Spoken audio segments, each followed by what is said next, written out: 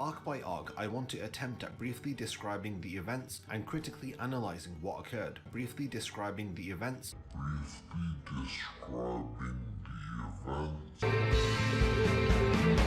Okay, we're doing a little something before the video starts. This is a separate recording from our actual recording. Because the videos are just so dry. Like, I was listening back to the last part. It's almost unlistenable. It's really, really bad. I did like the little Resident Evil in the corner. I had laughed at that. I'm like, wow, this is something. This is content. And it's the saddest thing, because you gotta do something, because we're just sitting there just watching a video and barely watching, because our eyes is kind of glazing on. Dude, it's so bad. So, we said in the first part that, this guy was gonna go through and just see how much pure synopsis versus, analysis he did. And he has done that. I got the numbers. He's got the numbers. Now, this is being as charitable to him as humanly possible. What do you mean? Like, if he was synopsising and giving analysis like at the same time, I would count that as just pure synopsis for 4 sentences. I would count it as analysis for 4 sentences. After 4 sentences, I'm like, okay, you're just synopsising again. Okay. And then just going right back into that. So this is being as charitable as possible to him. Certain things, I'm just like, this is barely analysis. Put it in there. I got the number. How long do you think? Now, this is between 17 minutes. Okay, I was about to ask what was the time. 1 hour and 53 minutes. Are you serious? No, this is that's what I'm saying. Okay, yeah. That was all that. All that was between Soul Society to the 1,000 Years. And this is including the last 6 minutes. I included the last 6 minutes. Where it's just his thoughts. Yeah. I included that in the analysis. Even though there was some synopsis in there, somehow he still did that. I just went, screw it. It's all synopsis. I mean, it's all analysis. Screw it. It's all going in there. I didn't even listen to it. So I just added that 6 minutes. He got a free 6 minutes. That's how charitable I'm being to him. Okay, how much? 17 minutes to an hour and 53 minutes. How much? I'm going to say an hour and 30 of synopsis, which leaves me a cool about 7 minutes of analysis. Oh, wait, no. You added that 6 minutes, so let's do 13 minutes. A cool 13 minutes of analysis. You are not really far off. It is 1 hour and 6 minutes of pure synopsis.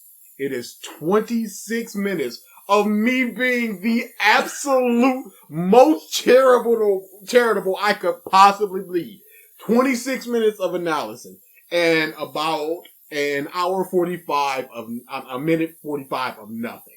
Him just going, the 1,000 Year Blood War is the second longest arc. That's not analysis. That's not synopsis. That's nothing. It's a report, basically. Yeah, I also didn't count things like the in-between where he's just showing off the transition between one arc to another. That sliding thing. Didn't add that. But yeah. That is incredible. An hour and 6 minutes. And you gotta take out the first 17 minutes. So when it's, hour and 54 minute video, you're talking, 137?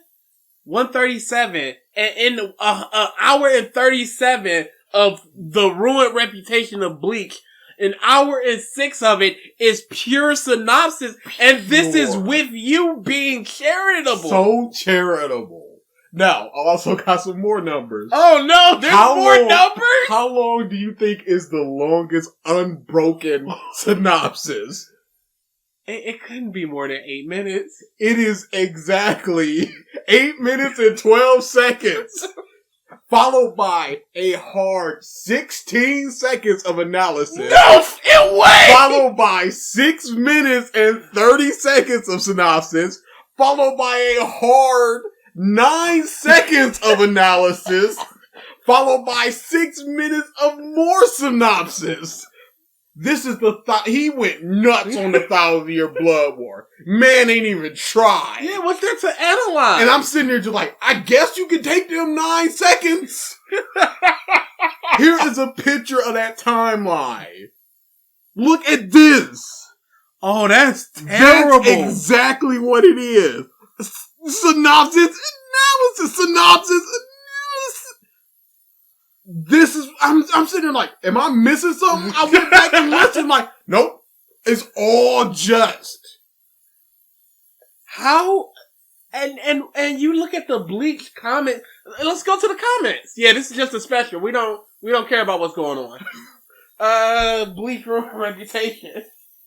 It was, I sat there when I finally saw that number like, this is almost triple the amount of synopsis to analysis.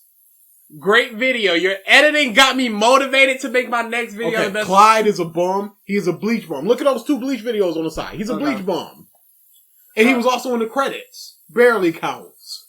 One thing I know, whatever. Ichigo is one of the, that defines, Ichigo is one of the shonen not characters. Ichigo is one of the shonen character that defines real life goals. Protecting your loved ones, Bleach truly teaches us many moral values. Oh boy. Did I really spend 2 hours of my life listening to video talking about Bleach in 2020? Yes, and I have no regrets. I want to see what Ram said about it. Thank you for your time. It means a lot to me. Why did 118 people thumb that up? Oh, the thank you? Yeah. I also like the way okay. Bleach is back, baby. I didn't even care about Bleach, but I sat through the whole 2 hours and enjoyed it as if I was a fan. That should speak about the quality of this documentary. You should really check it out, man. Check it out, Bleach. I sincerely do not get why people shit on Bleach. It is an amazing manga and series. He just had to, not even anything about the video. He just had to come out and just go, yo, Bleach is good, though. Now that I'm looking at it, most of this is just like, yeah, Bleach is good. It's not even people going, hey, your video is really good. Ichigo pretty good, though. People naturally assumed it was the worst. Black Sheep, 10th highest selling manga. Okay. Fullbringer arc, really showed Ichigo's development. Ichigo's my favorite character over, Naruto and Luffy. The timing couldn't be that's timing. That doesn't say anything about the video. What a beautiful video. I'm at a loss for words. Did people watch this video? Nothing about the video. Nothing about the video. I really appreciate the documentary because it cleared up the misconceptions that were made in the fall of Bleach. I was also really convinced by the statements that were made in the video, so I'm really glad you took the time to watch it, blah, blah, blah, blah.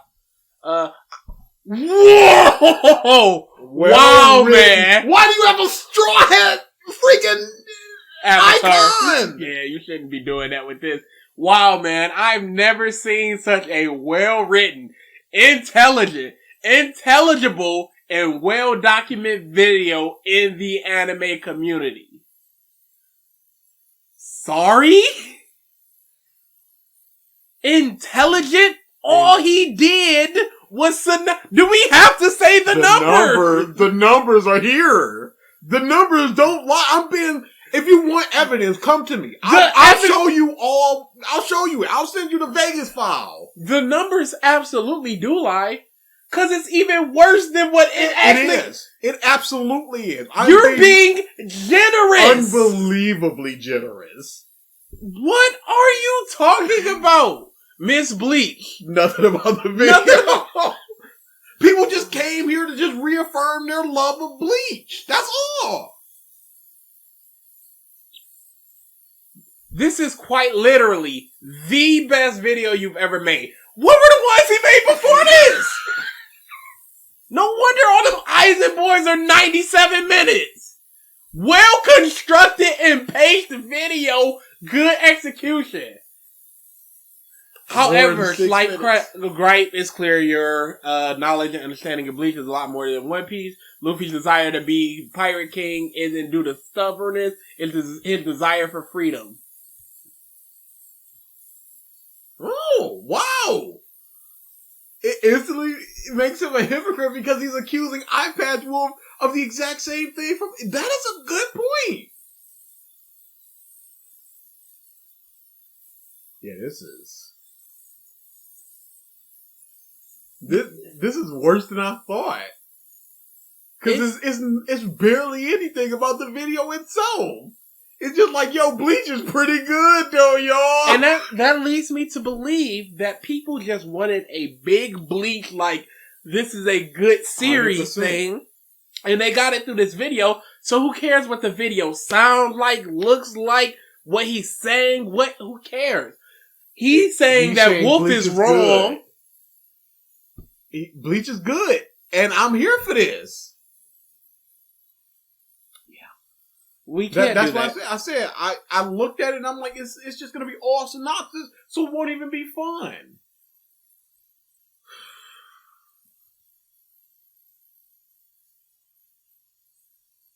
Nothing about the video. Dude, there's no point in keep going through this. It's insanity. It's insane. Most of it is just like a bunch of Bleach fans loving Bleach. And as we are evidence of, Bleach fans are crazy. And dude, they're imploding on Twitter. Somehow, oh boy, they got that whiff of Bleach coming back. You're like, okay, now we can start turning on each other. So, yeah, I guess that was it. I just wanted to say them numbers. I just wanted to be as petty as possible. Just to go, yeah, we saying it's a lot of synopsis in the video, but you don't understand. Hard numbers. Charitable numbers. I should go back and just do a repeat of just like, here's not being as charitable as possible. Here's the hard facts. 'Cause you can just take away them 6 minutes. Yeah, that's just a raw, free 6 minutes. Free! The freest! So, I last video you were like, what are you gonna do? Are you gonna speed these up? And I said, yeah. But I decided not to because I wanted people to understand just how terrible it is. That is for the best. At this point, I think the point is made.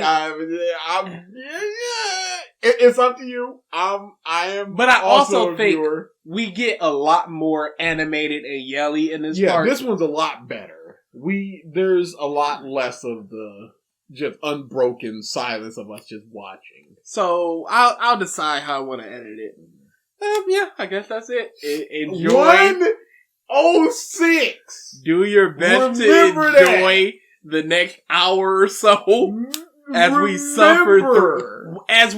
Remember this. Remember 106 and a 154 video, and we're not even and we are including the 17 minutes in that 154. Otherwise, you take that out, we're talking 137. And 137, 106 is pure synopsis. This is not a good video. This is not a good video. It's unbelievable how bad it is. That's all this point was. I think this is, I don't think we should call either we don't call this bad or we don't call other videos bad. Cause other videos are people really lending their opinion and analysis on what the media is in front of them. This dude is just purely saying what is on the page in front of him. It's not even, this should barely be called an analysis video. And it definitely shouldn't be called a documentary because it ain't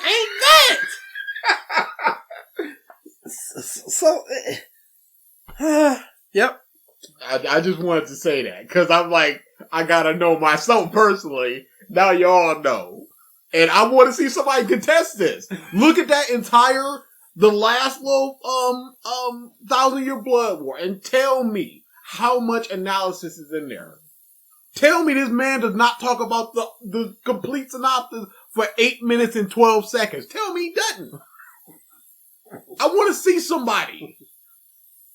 It's right there. All those Bleach people on Twitter. 9 seconds of analysis. 9 seconds!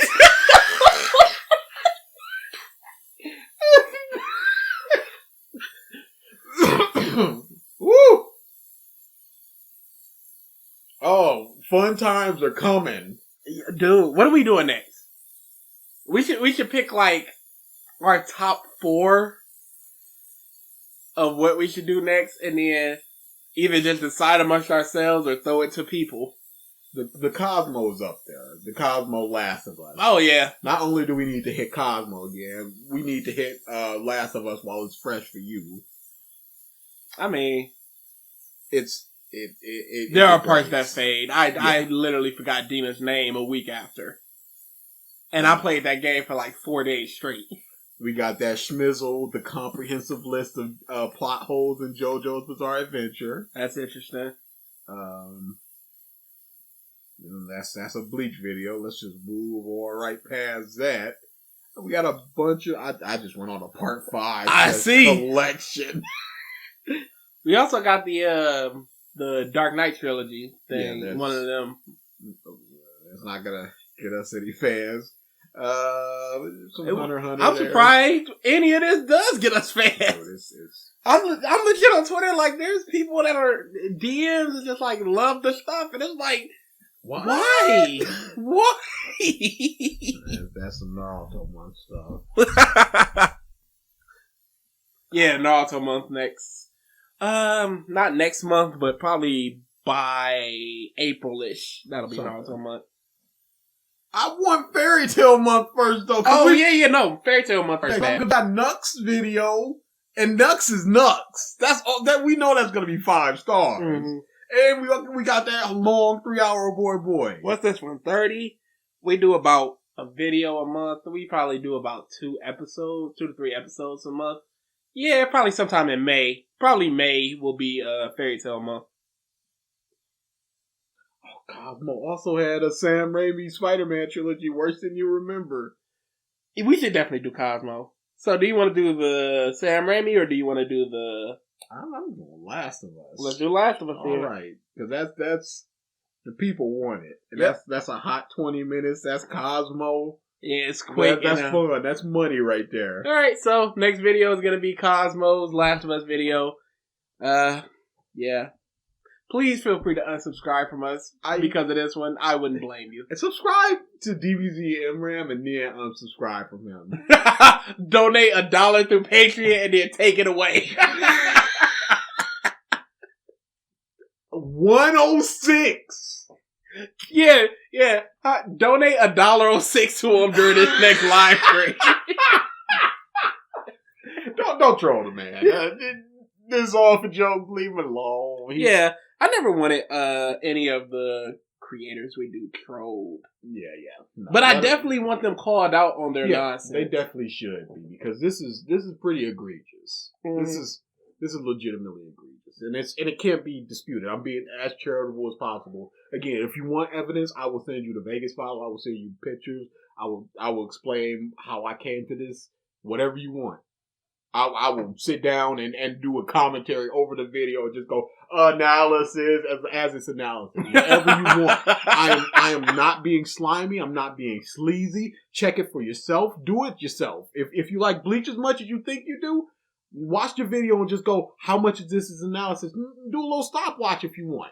I'm not being slimy. I'm not being grimy. This is as truthful as I possibly can be and as charitable as I possibly can be. I gave him those 9 seconds when I couldn't have. I could have just went, nah, you don't get this. But I gave him no. It's only 9 seconds. Why would I count that? Yeah, no. But I needed to. Cause I could have just like all of the 1,000-year blood. No, it wasn't. That's being sleazy, and I'm not gonna do that. I'm being as honest as I possibly can be. But I want those numbers. Numbers are fun to have just so you can just go, why? Instead of just, this is so much synopsis, you can go, this is an hour and 6 minutes of synopsis. That sounds way better than just a nebulous number, a feeling. Mm-hmm. Having the hard number is a way better. Now, once we're done recording this little thing, I'm going to go look at DBZimran's latest video and see if he's any better. What's his latest video? I just want to know if he got any better. I think that's the Hunter x Hunter, like... I'm cool with that. It's the... Not the Dark Continent arc. That's what it's called. Yeah, I'm cool with that. Yeah. Yep, Dark Continent. Dark Continent arc. That's all. Yeah, 4 weeks ago he did. Wow, he's just pumping out these analysis videos. How do you? Okay, this is why you know it's so much synopsis. He pumps out 4 analysis videos in a month. For whole arcs of Hunter x Hunter. And 1 hour, 30 minutes, 47 minutes, 18 minutes. We won't be doing these, by the way. Don't suggest it. That's not us. York New City arc analysis, loyalty and revenge. Oh, He literally just saying theme. We got a theme video here, boys.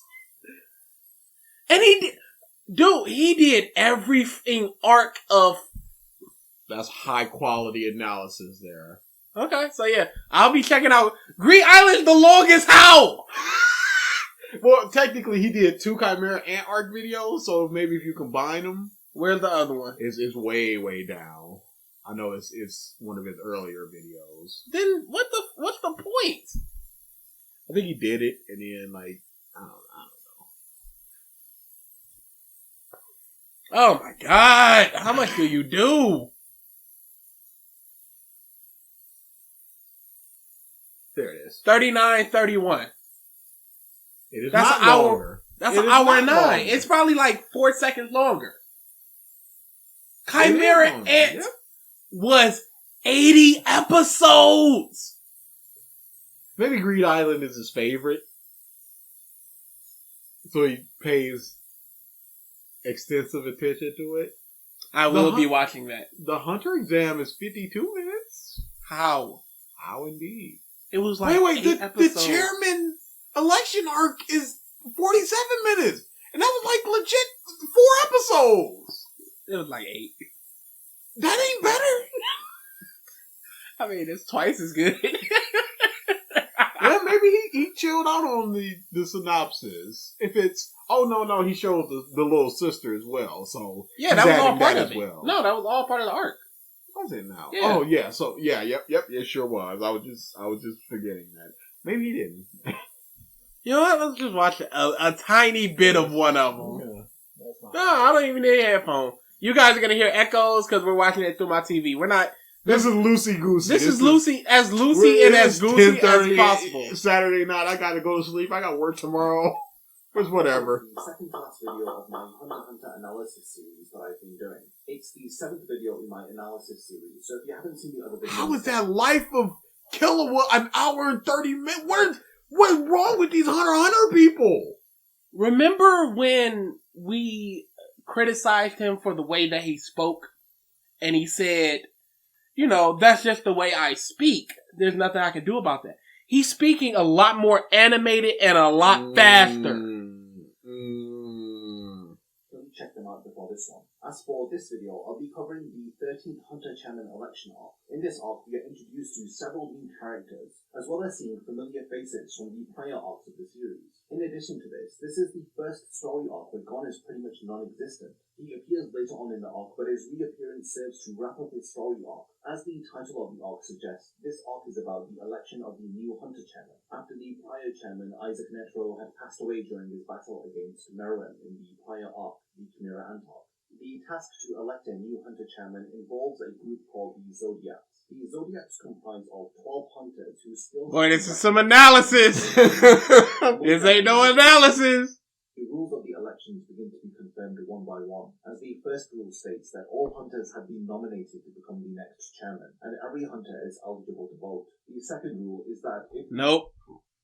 He's gotten no better. Well, maybe if I watch the whole thing, it's a better ratio, but you're not good. I mean, the ratio is there.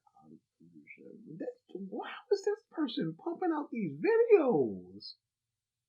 4-hour video on Shika and then a 30-minute, 17-minute, 15-minute hour video all in the same week. How are you pumping out these videos? They must be trash. Let's see one real quick.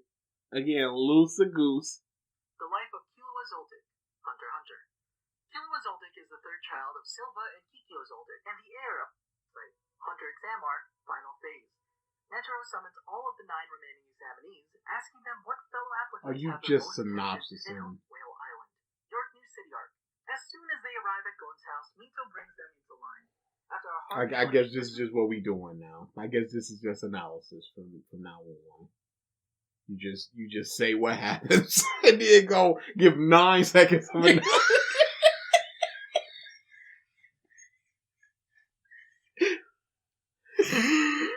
What a bum.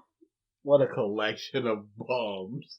Okay, yep. So considering this was like 20 minutes, yeah, I think I'm just gonna speed up these clips. Maybe we say something funny or poignant and not just saying, you just said that. I'll start slowing it down. It gets a lot better later. Okay. But we were definitely a lot more out of it. It's, like I said, it's up to you. It's all you. That last episode was almost 3 hours, so. Wow, it really was, wasn't it? Chunky boy. And I'm only doing this. There's no more parts after this. This is the final part. I'm not splitting this one anymore. We gotta end Bleach Month this month. Yeah, done. Bleach Month dies. Done. Okay. If it cannot be seen with his own eyes, then it does not exist to Ukiura. He embodies emptiness and a lack. You know a sad thing? This is a new recording. You know a sad thing? I don't even know what he was talking about because we barely paid attention to it. Yeah, and then it was the point where you were just like, yeah, I'm done. So I don't know. Of emotion or desire. There is nothing but existential despair within this nihilistic character. When he questions the existence of the heart or Ichigo's persistence in the face of despair, we see just how little Ukiura relates to these concepts. Saving Orihime from the loneliness of captivity is the driving motivation for Ichigo and company. Ironically, Ukiura, who has been tasked to watch over Orihime, enjoyed loneliness throughout his life as a hollow. He was somewhat. That seems like he's stretching it with saving her from the loneliness. Yeah, that's where I was like, I wanted to go back, but I also didn't because it take more time. But yeah, I feel like that's a little bit of a stretch trying to save her from the loneliness of captivity. How about just the captivity? Because she doesn't want to be there. You don't know what they gonna do with her. So is it saving Rukia from the loneliness of captivity too? It would have to be. So the theme doesn't really play in that one, but now that this is a repeat, the theme plays because there's also super lonely guy here. Saved from a lonely existence by Aizen. As he holds Orihime captive, he makes her endure the very emotion. Weren't all the Espada saved by loneliness through Aizen, since they were all just like kill everybody, kill everything, me by myself, except basically Grimmjow? Maybe the number 2 guy as well, since he was the king and then he just got usurped. His own character. Ukiura doesn't understand the concept of the heart. When he asks, You just said this.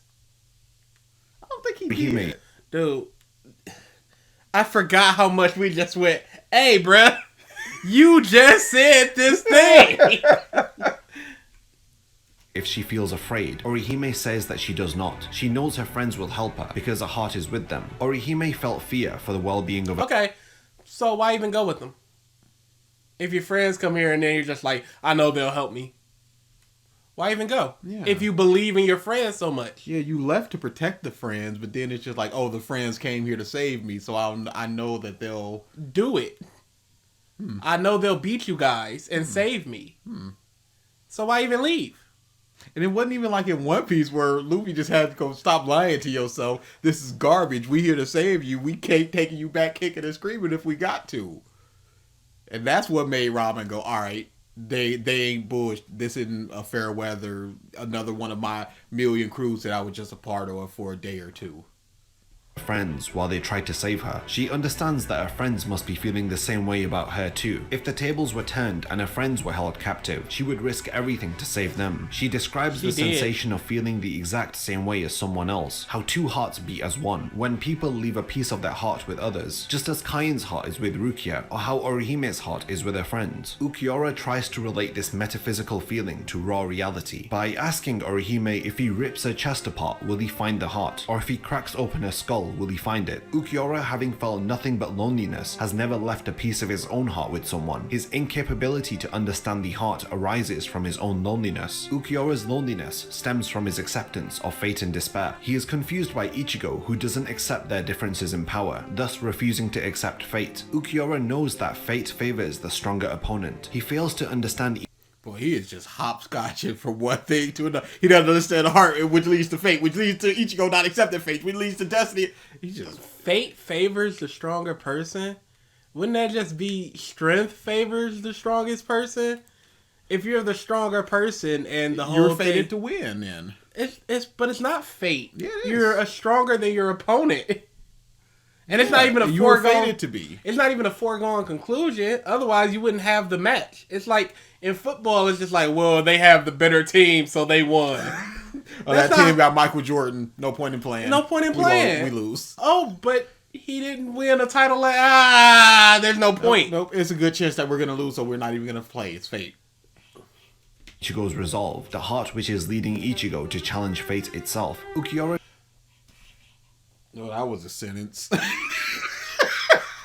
We back at the Fate Town. Did we ever really leave? We've never left. Why do these people implant so much into what is essentially a guy trying to protect his friends and save them? Because you have to. But now it's about fate. And heart and destiny and this and this. No, I can understand the heart thing with Uki and all that. But fate, that's bullshit. No, it has to be like this. You know it does. Is that even one of his thing of death? Isn't his despair? Fate is everywhere, so it applies to everyone and everything at all times. Tries to instill despair and fear into Ichigo, the very concepts he has been battling with throughout the entirety of this arc. No, the entirety of the series. He was scared of his hollow form. He was scared of Byakuya. He was scared of Kenpachi. He had to overcome all that fear of death that you yourself said he had to overcome. So it's not this arc. Is this series? But it makes it better to say that this arc is about the heart and despair and overcoming that instead of as opposed to the whole series. It sounds a lot better to say that. Yes, it sounds a lot better, and it's technically true, but it's a truth with omission of more truth that it actually has been about the whole series instead of just this arc, or it's about this arc or what have you. I see. It's odd that our feet are in the exact same position. Oh yeah, I just realized that. We're sitting on my bed cross-legged, goodness. and it's literally the same position. Oh wow, that's really odd. Okay. Ichigo arises through his inability to protect his friends, due to having no control over his inner hollow. During this arc, Ichigo becomes a monster when he transforms into the Vasto Lorde form. He arrives to a place without reason and becomes that which cannot be reasoned with. Tighten up that script a little bit. We've said it so many times, but this script is so loosey-goosey. That's very redundant. And that's the perfect way to put it. This video is super redundant. It should be maybe 23 minutes less time. Oh, 100%. Because we can even tighten that down more. I'm talking with he still has all his synopsis. It's the exact same video, but it's a tighter script. Mm-hmm. It would be probably around 23 minutes less of him repeating things and doing the synopsis, then the analysis of the synopsis while repeating phrases. Yeah. Tighten that up and it would be 23. If we are going strictly tight, this could probably be about a 52-minute video. Yeah, that sounds about right. Can we get that line one more time real quick?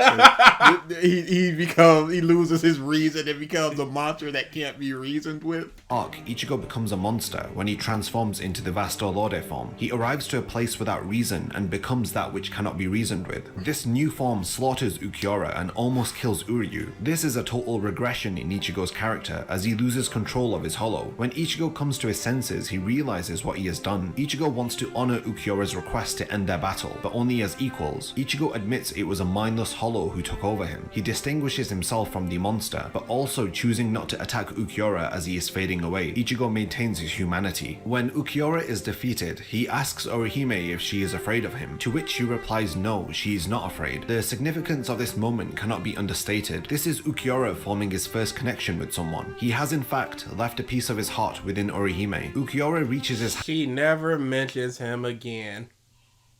Yeah, huh? As she reaches for it, his hand disintegrates into ash. Ukiura understands how Orihime's outstretched hand is the embodiment of the heart. Orihime signifies she is entrusting her heart with Ukiura as she reaches out for him. He dead. Turning into ash just before Orihime can hold it, shows that as he is fading away, Ukiura's heart will always remain within Orihime. Tighten up this fucking script! Oh, it is. It is just. Whew. I'm not even doing self-censorship now. Tighten up this fucking script! It's pissing me off! pretty bad. There can't be reason with, so him the reason. She entrusts a piece of her heart, and because it's the outstretched hand and he turns to dust before she can touch it, it's showing that he leaves a piece of his heart. Tighten up this fucking script!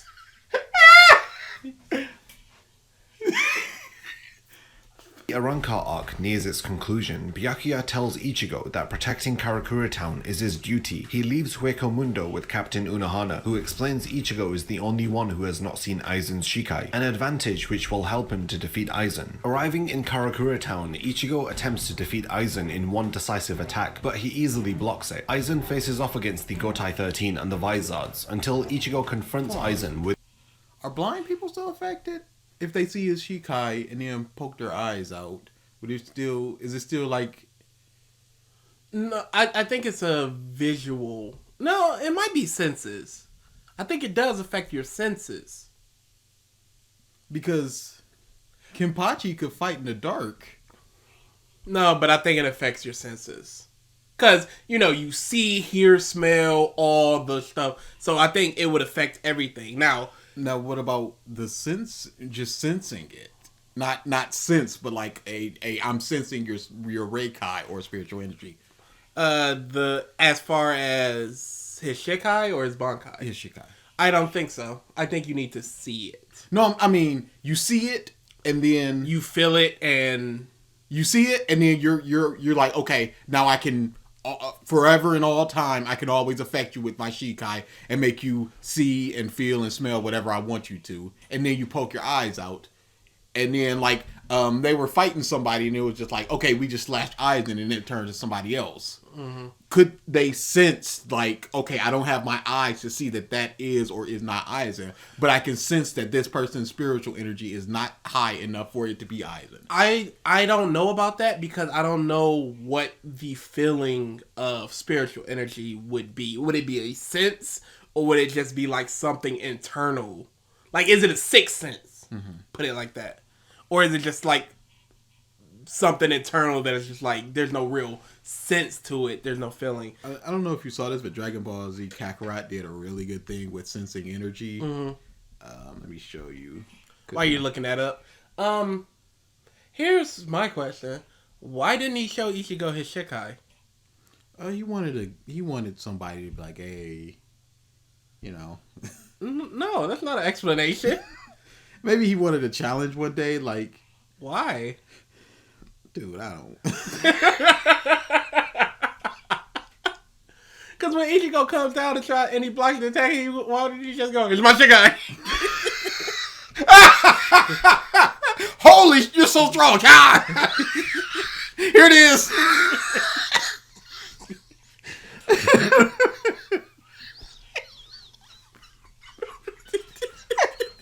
Whoa, I ain't winning this.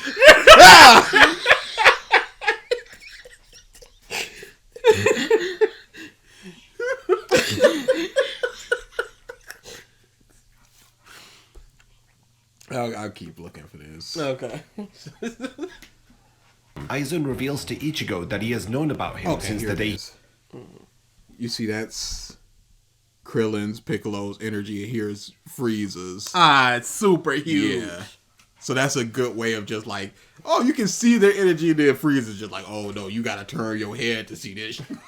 All of Ichigo's battles Like up an until now IMAX were screen. orchestrated by Aizen, as he is about to Terrible. Yeah, boy. Terrible. Yeah, boy. All for this moment.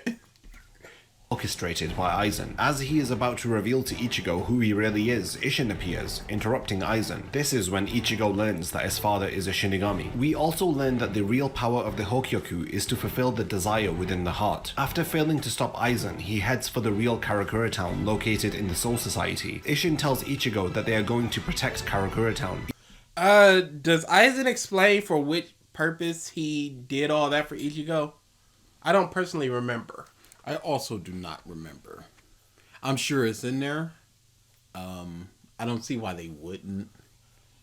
Okay, so what was the plan for Ichigo vis-a-vis Aizen? Like, I've orchestrated all this so you could grow up and blah, blah, blah, so I can. And what's the end of that? Let's look it up. Let's just make this a little bit longer. Why did Ichigo plan? Much later, Aizen arranged nearly every event in Ichigo's life to make sure that he could get his hands on a Hokyoku and steal it from Rukia's body. But why did he need Ichigo for that? Especially since he just pulls up to Rukia and snatches it from her body. So as Aizen, why couldn't he do some type of, I'm affecting all of you while I steal this from Rukia? Okay, well, whatever. Because Aizen needs to evolve into something stronger so that Aizen could be strong enough to defeat the Squad Zero. And for that, he needed a drive to become stronger and to overcome something. And for that, he needed fear. He needed to fear that Ichigo would become strong enough to defeat him so he could evolve into something stronger and best Ichigo and then eat him to gain his power. Sir, where did that go? Okay, so this all-powerful device that he took that helps with the desires of the heart would not help him become strong enough to beat the Squad Zero people? The Squad Zero people that were summarily beaten by a bunch of who give us Quincy's. Okay. So it's not really explained. I'm seeing a bunch of different interpretations. Okay, so I see. I think, and he needed Ichigo to drive his evolution. So that seems like what the prevailing theory is. he needed Ichigo to drive his evolution. Yeah. Okay, but why? Because doesn't he evolve before that final confrontation with Ichigo, or is that when he get his butterfly form? I think that's when he got his butterfly form. Okay. But that was after he had already implanted the thing in him, right? He mentioned devouring Ichigo twice, and it was also explained why he never tried to do it. But he mentioned doing it. He said to himself that he decided it wasn't worth eating Ichigo anymore because he had gotten weaker, and when he had him in a chokehold in the final battle. But then there's also contention with that, so it looks like it's not really explained. Yeah, I see a lot of what is his goals and who can outline the entire plan as recently as October 7th, 2020. So it looks like it's a little bit of a loosey goosey. Ichigo states that it is useless. They cannot defeat Aizen, because unlike the others, Ichigo can sense Aizen's complete Reiatsu, which is compelling him to feel hopeless. Isshin, however, persuades Ichigo to follow him into the Senkaimon so that they can make their way over to Karakura Town. While in the Dangai, Isshin tells Ichigo he must learn the final Getsuga Tensho. Ichigo performs Jinzen, a form of meditation used to communicate with his Zanpakuto. He enters into his inner world, which is completely flooded. Ichigo for the first time enters his inner world with his Bankai, and is greeted by 10 Tensa Zangetsu, who refuses to teach him the final Getsuga Tensho. Instead, he attacks Ichigo, who frustratingly tells him if he doesn't teach him it, then he cannot protect Karakura Town. Tensa Zangetsu states, that which he wants to protect and what Ichigo wants to protect are not the same thing. He draws Ichigo's attention over to his surroundings, how it differs from his hopeful tall skyscrapers he usually sees. His inner world has been turned into a replica of Karakura Town, which is now submerged underwater. Tensa Zangetsu reveals to Ichigo that this has happened because Ichigo has once again fallen into fear and despair. However, Tensa Zangetsu refuses to let Ichigo continue feeling like this. He pulls out the source of Ichigo's despair. Ichigo sees his inner hollow as a Vasto Lorde, the same form that Ichigo turned into against Ukiura. He thought that he had defeated his inner hollow in their last encounter, but his inner hollow reminds him that if he wants to control this hollow power, he needs to stay alive. Tensa Zangetsu tells Ichigo that the form he sees is what overwhelmed him in his battle against Ukiura. He ended up losing his sanity, and this is what Ichigo fears. This is also preventing him from holofying properly. Tensa Zangetsu and Ichigo's inner hollow merge as one. They tell Ichigo that they are two parts of the same being, and they are Ichigo's power. Attacking Ichigo, the holified Tensa Zangetsu refuses to tell him about the final Getsuga Tensho. Ichigo stops fighting back and allows Tensa Zangetsu to run his sword through him. He is congratulated for accepting Tensa Zangetsu's blade, as this was the only way for Ichigo to acquire the final Getsuga Tensho. Ichigo feels no pain from being impaled, as the Tensa Zangetsu blade has always been a part of him, so it won't hurt Ichigo as long as he accepts that part of himself. Ichigo acquires the final Getsuga Tensho and learns that once he uses the technique, he will lose his Shinigami powers. After having learnt this new technique, Ichigo now confronts Aizen and takes the upper hand, clearly displaying his superior abilities. He eventually activates So he was already Butterfly. Look at that. Tensho and uses a technique called Mugetsu, which defeats Aizen. Urahara promptly binds Aizen in a Kido spell. Why did he need to? If he was beating Aizen pretty handily before that. Couldn't he just cut off his head? It would make more sense if he saw a Shikai there and then needed to use the final Getsuga to be like, okay, I gotta do dispel. something else. Yeah. Ichigo falls to the ground, gradually losing his Shinigami powers. A month after the battle with Aizen, Ichigo loses his Shinigami powers, and his Reiatsu begins to stabilize, causing him to completely lose the rest of his spiritual powers. As he loses the ability to sense spiritual pressure, he also begins to find it harder to see Rukia. He thanks her as they say goodbye, while she fades away from his sight. Perfect end to Bleach. Fade up. End. And he's wearing a shirt with 15. Ichigo 1-5. That would have been great for an ending. And again, even if you want that end of story, everybody gets together crap, do that because it makes a lot more sense that he can't see Rukia. And then his kid has his spiritual powers and smiles and waves at nothing behind Ichigo. And he turns and smiles and the series ends. Done.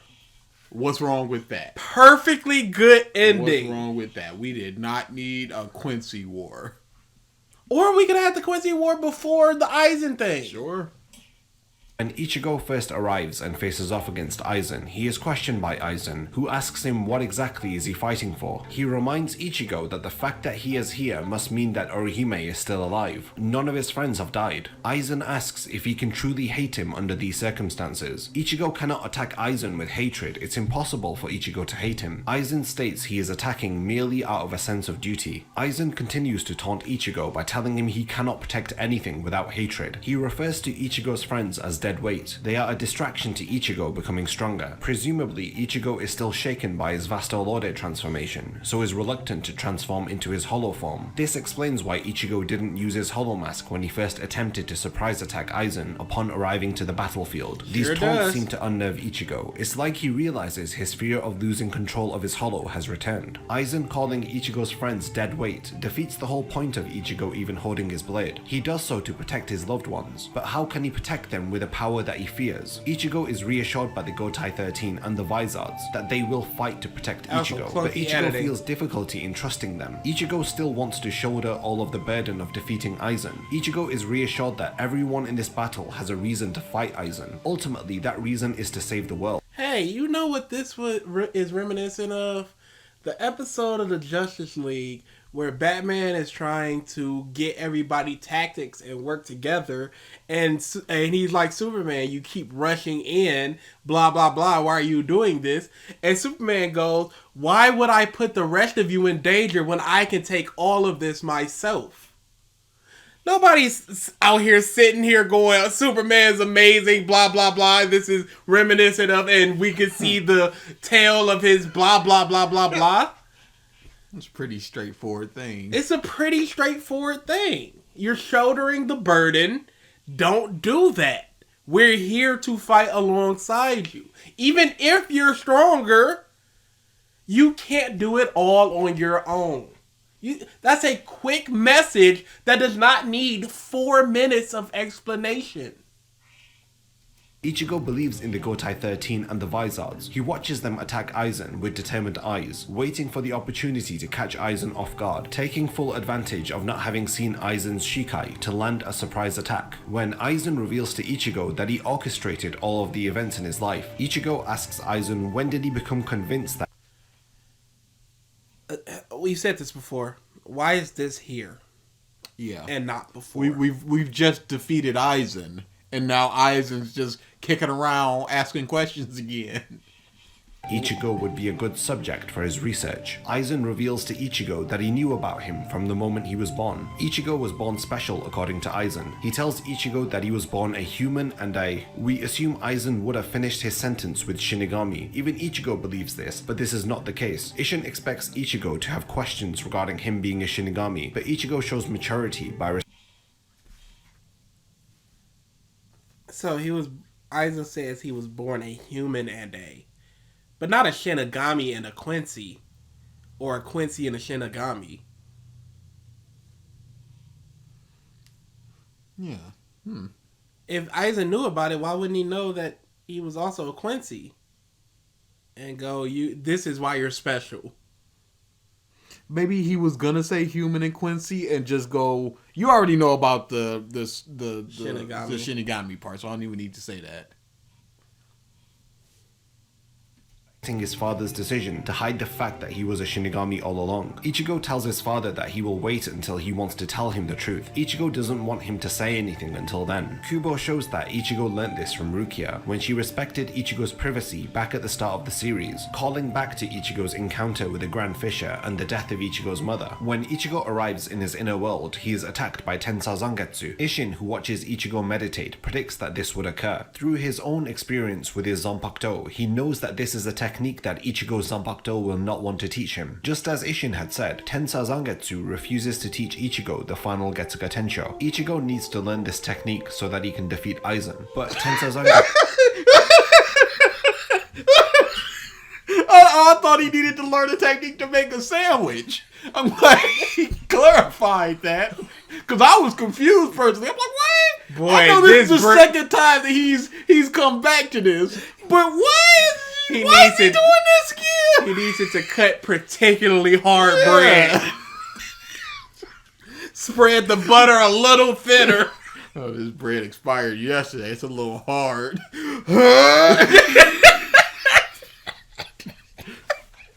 Good thing I got that training.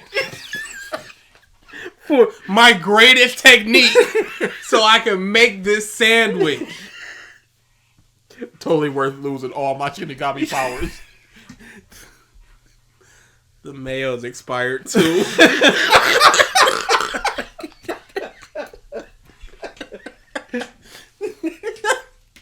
No sympathy for Ichigo's ordeal. He doesn't care about what Ichigo has to protect. He further elaborates that the two of them want to protect different things.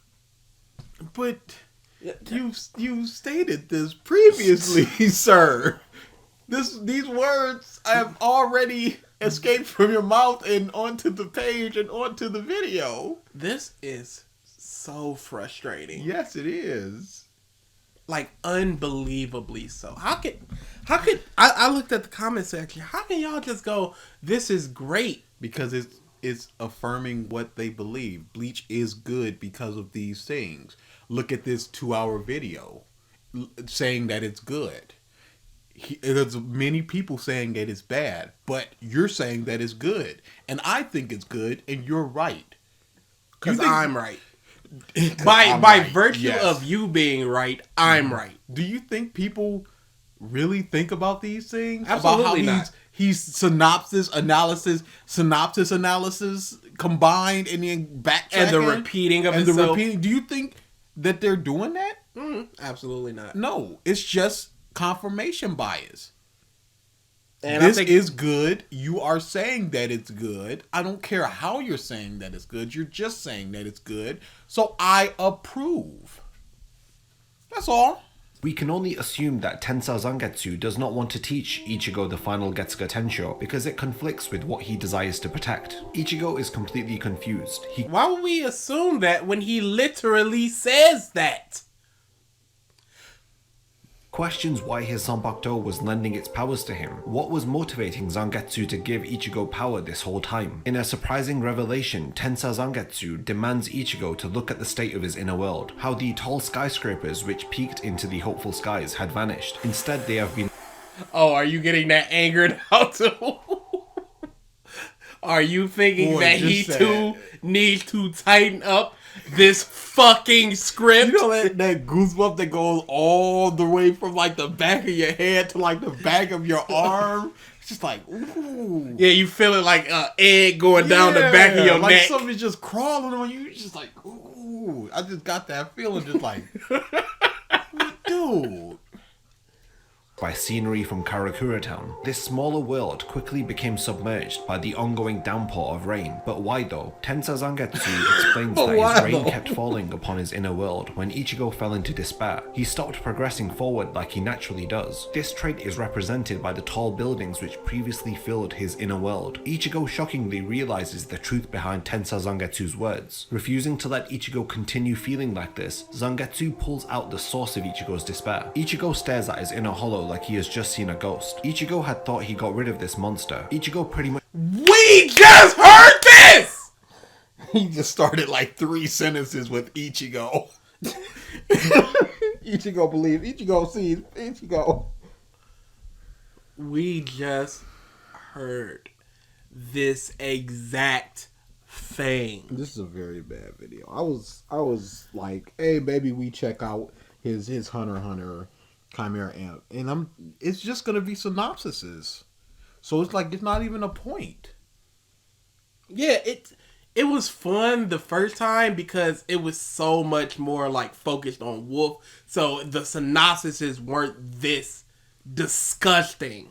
But this is just raw, unfiltered DBZimran, and he's just showing his lack of ability here. Dying at the hands of Ukiura. Tensa Zangetsu foreshadowed the struggles that Ichigo would endure in the upcoming Fullbring arc. With the defeat of Aizen, the story has concluded its longest running arc. Critics of Bleach are under the impression that with the defeat of Aizen, the story has concluded and apparently has... Tighten up this fucking script. Oh, there's a song. What was it? A song he played or that you just know? There was a song. I think I did an AMV to it, and it's called "Tighten It Up." I think it was a Broly video. If you don't mind, I'll just look this up.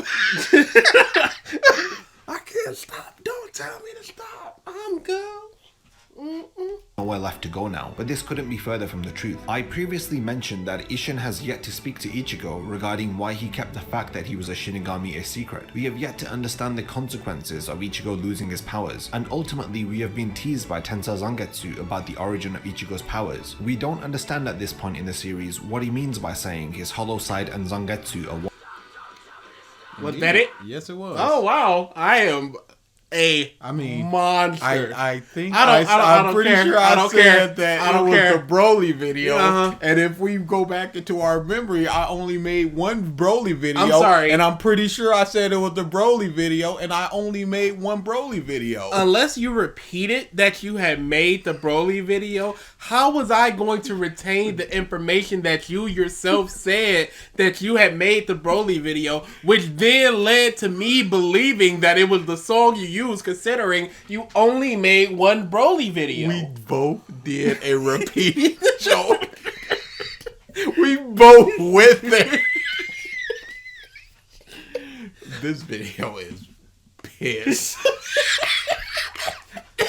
Is it that his inner hollow and Tensou Zangetsu were always one? To assume that the defeat of Aizen was the only objective the series was headed towards is really conceited. Kubo has set up plot points. No, it was the only plot point it was setting up towards until this very arc set up more for the future. Yeah, there were other mysteries to be unsolved because he could have just been like, okay, here's the secret of all of your Shinigami powers and everything. But he chose to prolong that and create a further mystery.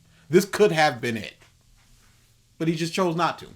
Because he never really displayed any Quincy powers. So that was just sort of tacked on. Unless you look retroactively and just go, oh look, he healed himself with that Quincy technique, healing self, Wing Sword or whatever it's called. But then you also gotta go, why didn't Ishida do that type of thing?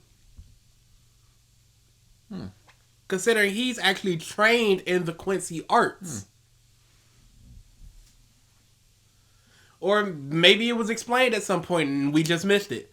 Now, again, we miss things. We watch a lot. We read a lot. There are going to be things we miss. And happy to have those explained to me. Happy to have those pointed out to me. As far as I know, Ishida never used that stuff in the beginning. So it seems more like Kubo saw Ichigo do that and went, okay, Quincy's can do this now. Because we don't see other Soul Reapers doing the thing he did. So let's make Quincy's do the things he did. To elaborate upon. For anyone paying attention to the story, this is evident. Ichigo losing his powers is incredibly significant. The emotional weight that this carries is foreshadowed by Tensou Zangetsu crying. The Aranka arc concludes with...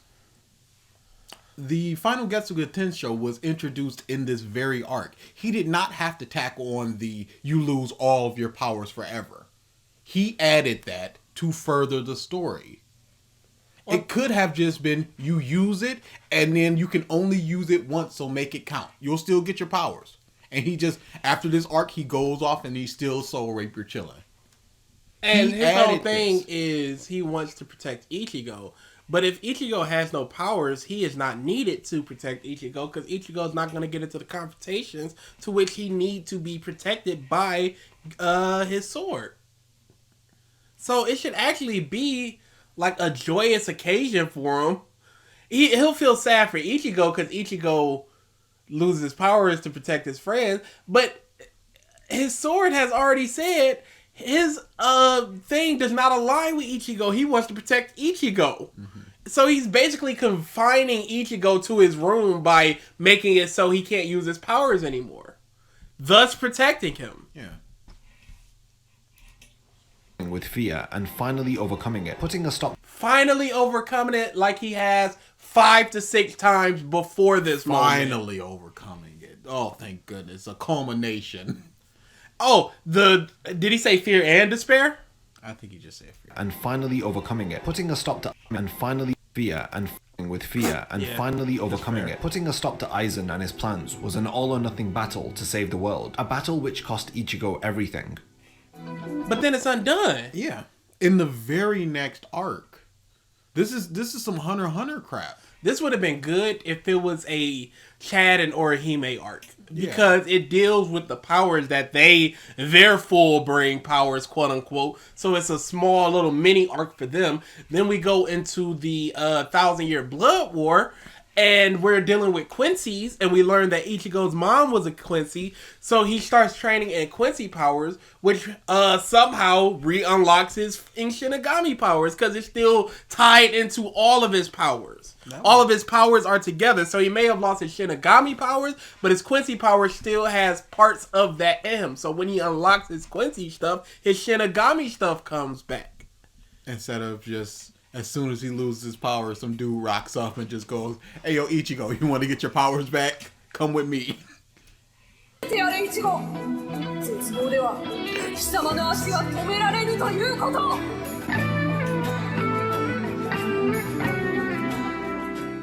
The Fullbring arc occurs 17 months after the defeat of Aizen. This arc is widely thought to be the weakest arc of Bleach, some even holding it responsible for the supposed downfall or drop in quality of Bleach. I want to explain the purpose of this arc, the overarching theme, and analysis of what story Kubo was conveying through this arc. This arc begins with Ichigo continuing his life as a student. He even has a part-time job now. Ichigo, although having lost his Shinigami powers, still has considerable strength for a human. He is more than Based on him punching some dude? Yeah.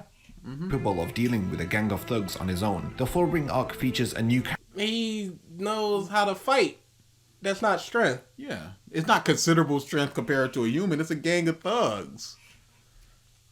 Kugo, who warns Ichigo to be cautious of the people around him. He hands him a card to his organization called Execution. As the arc continues, Uryu, who's looking for anything strange, sees a tall figure jumping across the rooftops. After pursuing this mysterious figure, Uryu is cut down and severely wounded. Ichigo learns about Uryu's injuries and rushes to see him at Karakura Hospital. Asking what happened to him, Ichigo gets no answer. Frustrated and feeling powerless, he calls the number to Execution, and in this So he didn't actively seek out execution. It wasn't until Uryu got hurt and he realized he couldn't do anything that he wanted his powers back. So is Wolf still correct in saying that Ichigo is just reactionary? Or is just you saying the word active make it true? I believe it's the second one. You know what? I need you to explain that to me again, because I didn't get it the first time. I think it's the latter. Ah, thank you, Or thank is it you. the former? I always get those No, confused. it's latter. Okay. and find some answers. He learns about If you ever want to remember, I don't. okay. Hey, but you know how to spell business though. If you could link some other stuff in my mind, I'd appreciate that. I just tried to. You said I'm not. Well, that's not spelling. I'm talking about spelling stuff. Like what? What was one of them? I'm just like, convenience. You know, Because I have to write every email I have to write at your earliest convenience, and I'll right click it and they'll just go, "Did you mean conserve?" I'm like, I did not. did you mean we got nothing, fam? I'm There's sorry. sometimes where it's just like, you figure it out. And I have to go back and try to respell it again and go back and respell it and then Can you just add like 2 more letters? That we can help me help you, alright? Oh, I clicked off of it. That's my fault. the existence of Fullbringers. Chad is revealed to be a member of the group Execution, and he is also a Fullbringer. After Orihime is attacked by the same mysterious figure who attacked Uryu, Ginjo reveals to Ichigo that this mysterious person's name is Tsukishima, and is the former leader of the group Execution. Ichigo undergoes training with the members of the Execution, who each help Ichigo to regain his powers, through using their own unique Fullbringer. Stop trying to pump this bullcrap up with this rocking guitar solo. You have to. Ichigo's training is completed, and he has Fullbring looks abilities. so He returns stupid. home to see Tsukishima has manipulated his friends and family. So good. Great moment. It's so Great. good. Hey, you know, we haven't seen him in forever. He's here. Ichigo, why are you attacking him? He's going crazy. So good.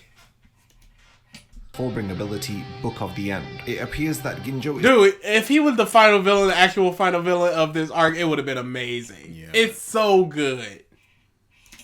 the only person not being manipulated by Tsukishima. Ichigo and Ginjo work together to stop Tsukishima until Uryu arrives and reveals to Ichigo that the person who cut him down was not Tsukishima, but it was Ginjo. Ginjo's true colors are revealed as he promptly betrays Ichigo by attacking him and stealing his newly acquired Fullbring powers. Ichigo, devastated by Ginjo's betrayal, collapses and shouts for him to return his powers to him. Completely in despair, Ichigo cries out. He is feeling powerlessness to help his friends and family who are being manipulated by Tsukishima. Unexpectedly, Ichigo is stabbed with a Zanpakuto through his back. Turning around, he sees Isshin and Urahara, and Rukia, who is holding the Zanpakuto. An explosion occurs, and Ichigo emerges holding Zangetsu. Rukia explains how she was able to restore his Shinigami powers through the help of the Gotai 13. The members from the Gotai 13 arrive to aid.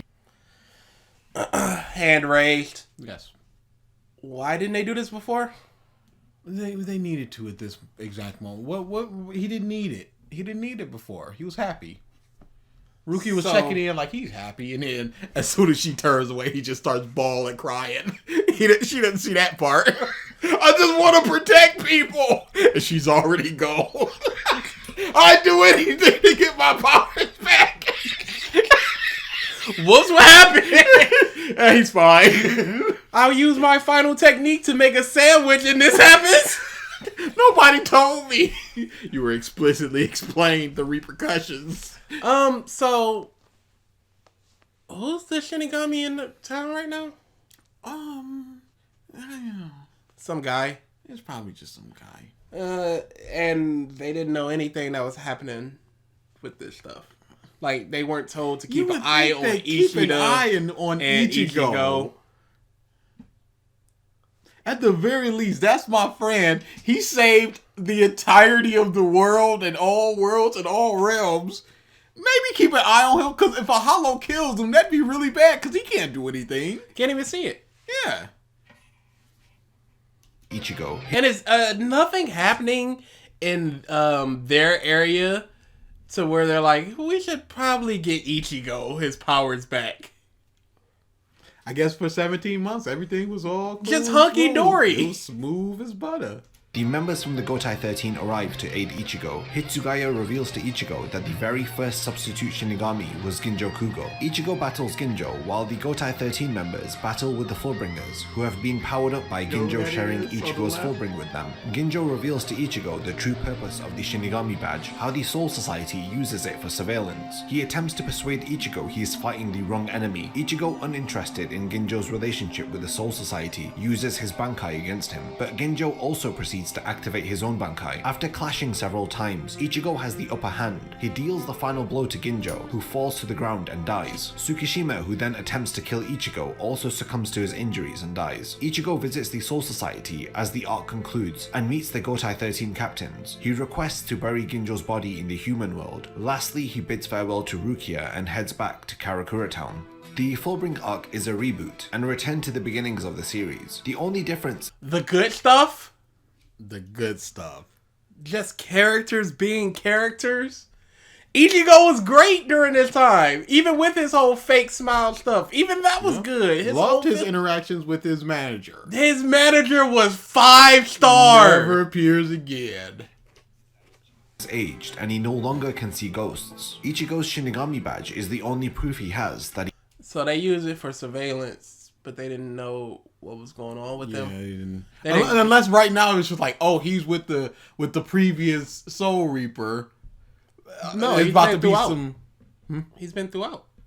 Yeah, no, I'm saying it's like, okay, now that he's met up with him, it's about to be some bad stuff going on. So let's pump all our energy into the sword and stab him, and then he'll get it back. Maybe that just took a while. Cause how long did this arc take? A day or two, maybe? Can't imagine. Cause I know he was training with Dirty Boots. And I when remember that Rukia part. first stabbed him, it took 13 seconds. They all gave a little bit of their power to a sword. Yeah, maybe they. That should take no more than 20 maybe minutes. We don't know. We don't know the process, but you would think that they would just go, all right, let's put the bare minimum amount that he could, so that he could see the hollows and everything. Again. And then we'll come back and just be like, okay, Or here, then we'll come back for the full one next time. or when they see that he's met up with the former Soul Reaper, why wouldn't they go, oh, that's a bad dude, let's go defeat him? Why was he allowed to walk away if he still has this power? If he Maybe it's technically his full brain power. no, so but he still has a power that could be used to kill a hollow and thus imbalance the world. did he kill Hollow? He could. Are we sure about that? He can- Are we sure full brains can defeat Hollows? Chad does? I want to say Chad does. I'm pretty sure he punches one. But I don't know if Ichigo got the final strike on that one. I think we looked up what happens with a full ring. Defeats Hollow? Yeah, pretty sure we did. Let's repeat it real quick. It was the beginning of Bleach Month 5 years ago. ever was a Shinigami. Ichigo says he never felt superior to others due to seeing spirits, nor did he want to help others through using this power. For the longest time, he just wished he couldn't see ghosts. His wish has now been granted. Rukia hasn't visited Ichigo during the 17 months since Aizen's defeat. Ichigo says he doesn't miss her, and mentions the Soul Society very little after losing his powers. Ichigo's physical strength and abilities seem to remain elevated, as he is wanted by all the different sports teams at his school. His elevated strength and power are leftovers of Ichigo's days as a Shinigami. The theme of the Fullbring arc is loss, and how to deal with it. This theme constantly recurs throughout this arc, via Ichigo's pursuit to regain his powers. When Ginjo visits where Ichigo works at, he requests a background check on Isshin, also stating that Ichigo knows very little about his family, and Ichigo wouldn't be able to answer the questions that Ginjo is interested in asking about Ichigo's father. This is another hint at Ichigo's origins. Aizen did it previously, and now this new character is also hinting at the truth of Ichigo's family. Truth will play a Okay, here's a problem. We're that in happens. truth now, not just. Here's a problem with Bleach. It goes, I'm gonna set something up that I am going to resolve in the very next arc. It's not, and we say it a lot with One Piece, I'm gonna set something up that's not gonna be resolved for 14 years. But it's coming back. It's coming back, but it's not going to be resolved in the very next arc. Oh no, Aizen's an evil guy, and he got what he wanted. How are we going to defeat him? Next arc, defeated. Oh, Ichigo's loss and powerlessness and what's going to happen after the fact. Resolved in the next arc. Oh, Ichigo's family and the origin, the true origin of his parentage. Resolved in the next arc. major thematic role in the next arc of the series, and this is Kubo once again adding to his subtle hints throughout the series, leading up to its final. It's not subtle. He outright says, hey, Ichigo, you don't even know about your parentage. Oh, a word? man, I I don't. need to learn about that. It's not subtle. It's not at all. You're just stating, here's a mystery. Peace. Oh, you're a human and a mystery. Ginjo casts doubt into Ichigo's mind about his father and family. This doubt is further fueled by Ichigo seeing Karin leave Urahara's shop and his father being away from home. Ichigo's friends and family can feel that Ichigo is concerned or bothered by someone or something. When Uryu is attacked, Ichigo's concerns are actualized. Ichigo, realizing that Uryu was attacked, presses for answers. Ichigo Every arc, Ichigo is revealed to be something. He's a Shinigami, he's a Hollow, he's a Fullbring, and then he's a Quincy. No, it would be Hollow, Shinigami, Fullbring, Quincy. You're correct. Man. And what's funny is he becomes the thing that the arc is centered around. That's what I was just about to say. Whatever. It's fine. Uryu couldn't take on the foe alone, then it would be best to work together. Uryu refusing to answer is very significant and forms the final push for Ichigo to contact execution. Ichigo's frustration and powerlessness leads him to asking what is happening behind his back. Isn't there anything he can do to protect his friends and family? Ichigo is such a puppet. Yeah. He's just cartwheeling into everybody's hands right where they want him. Because Gensho attacked Uryu knowing that Ichigo would go, all right, here's the final thing. What's up? What's going on? What's going on? It's just tugging a little bit on me, and I'm like, I like a little bit of slack. Oh. It's fine. It's no problem. There we go. Slack. Anyway, yeah. So he knew that Ichigo would go, oh, I'm my powerlessness. I need to come back so I can help my friends. And Aizen did all the crap he knew Ichigo was gonna do, and Yuha Bach. Yeah, but Yuha Bach was the bigger puppet master. Yeah, so he yeah. made Aizen think that he made Ichigo think that he was just going into his path of life. But it was all his plan, need when everyone is trying to not burden him with worries, he turns to execution. Ginjo reveals to Ichigo that he has been pursuing him in order to help him regain his Shinigami powers. Ichigo is angered and confused by this. He wants to know what they are after. Who are these people in execution? Ginjo explains what Fullbring is, the ability to draw out the soul from tools and enhance the power of the tool or object by boosting it with their own soul. This ability is called... What was Chad and Orihime bringing out? What was their tool? Oh yeah, Orihime's with the thing. What was? Didn't he get something from his abuela? Is that in his hand? Is it a ring? Could have been a ring. Maybe a tattoo that signifies. So why does he get a different arm? He has 2 arms. He got his strength from his abuela. Ah, so that means strength isn't a physical thing. He said it was a physical thing.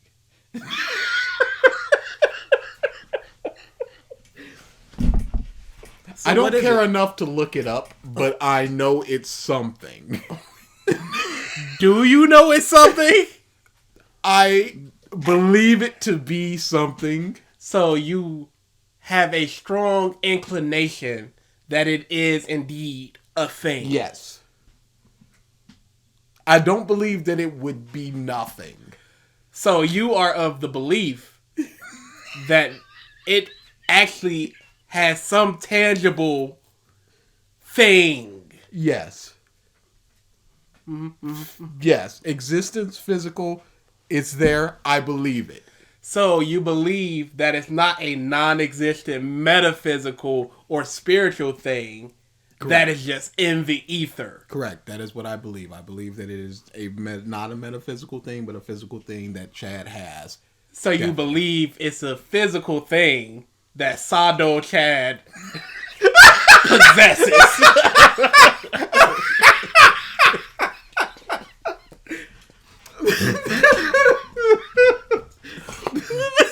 This video is without value. Fullbring, and avid followers of the show will realize that this is the basis for the abilities Orihime and Chad have been using throughout the series. The Fullbring arc introduces us to Fullbringers who gain their power when their parents are attacked by a hollow. The traces of the hollow remain on the mother and end up dwelling inside her children. A Fullbringer's abilities resemble more of a hollow than a Shinigami. The execution members hate these abilities and want to be rid of them. They need Have we ever seen either Chad or Orihime's mother? Would have been nice to get a flashback of something going on with that, because it's just like, well, it happened and they're a Fullbringer now. We never see them, but I'm going to look this up. On top of that, is there any evidence that Ichigo's mom was attacked while she was pregnant with him? I believe it is. I'm pretty sure there was a flashback in the freaking 1,000-year. Okay. Shinigami again so that he can remove these abilities from them by using his restored powers. Chad also joins execution in order to help Ichigo. Chad is the first of his friends and family to tell Ichigo what he has observed after Ichigo lost his powers. He tells Ichigo that he knows he wants to fight. Chad knows Ichigo is hurt because he cannot protect the people around him. Ichigo is struggling with coming to terms with losing his powers. This explains why his friends and family are expressing concern towards him. Ichigo tries to hide his hurt, hide that he doesn't miss Rukia and the Soul Society, and hide his powerlessness. What's up? The source of his Fullbring was the skin on his arms. What? Did his skin get like grafted on through an accident? No. His skin is physical though. That's terrible. Like, I can understand if it was just like I was in an accident and now I'm Jax. But this is just... Wait. I'm gonna have to read all of this. Upon coming to Waco Mundo, nope. This allowed him to fully tap into, nope.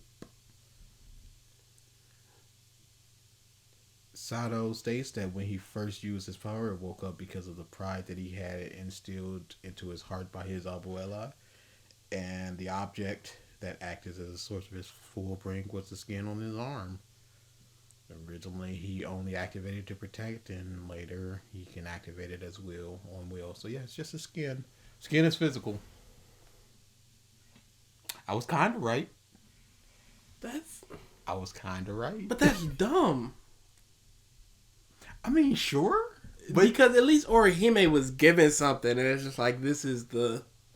Because everybody's thing has to do with some type of... trauma or event in their past. Like dirty boots. But Chaz is just my skin? Yes. And it's not even just his skin, it's just the skin on his arm. Yes. Because I can understand if he was just like in Kamen Rider and it's just like my whole body. But no. It's just these arms. Who could possibly care, though? It's Chad. He's just an object for which the story can flow. I'm going to explain Fullbring with a character who has been here from the beginning and has been using it, and you didn't know, and that's clever. But the skin on his arm. What about it? He's told Is it not not to hide physical? it anymore by Chad, who tells him that fighting to protect those around him is who Ichigo is. When Ichigo learns the truth, So he just has no character outside of this protect bubble, huh? Even Chad realizes it. Hey, if you not protecting, you not nobody. Nothing. about Ginjo's intentions, and after being mentally tortured by Tsukishima's sadistic manipulation of his friends and family, Amazing! Good stuff. breaks. Ichigo, who feels like all of his friends and family Bruh, Chad and Orihime versus Ichigo would have been the hypest, yo! We didn't earn it. We didn't deserve it. And we didn't get it. Even the dude, this is why he should have been the final boss, and it should have just that whole plot line of stealing whatever.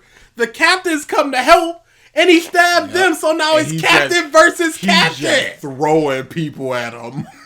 Bro, and you got the captains fighting each other. You Yeah. got Ichigo. You don't even need Ichigo, because Ichigo can fight the main dude. You can have You and can be like, Oryu. yo, Hisugaya versus Byakuya? Get in there. That sounds like a good matchup. We're never going to see this under any other circumstance, so we're seeing it now. Ishida versus Orihime and Chad. Instead of just like, oh, here's this dude fighting dirty boots. Like, who cares? They don't have a dog in this fight.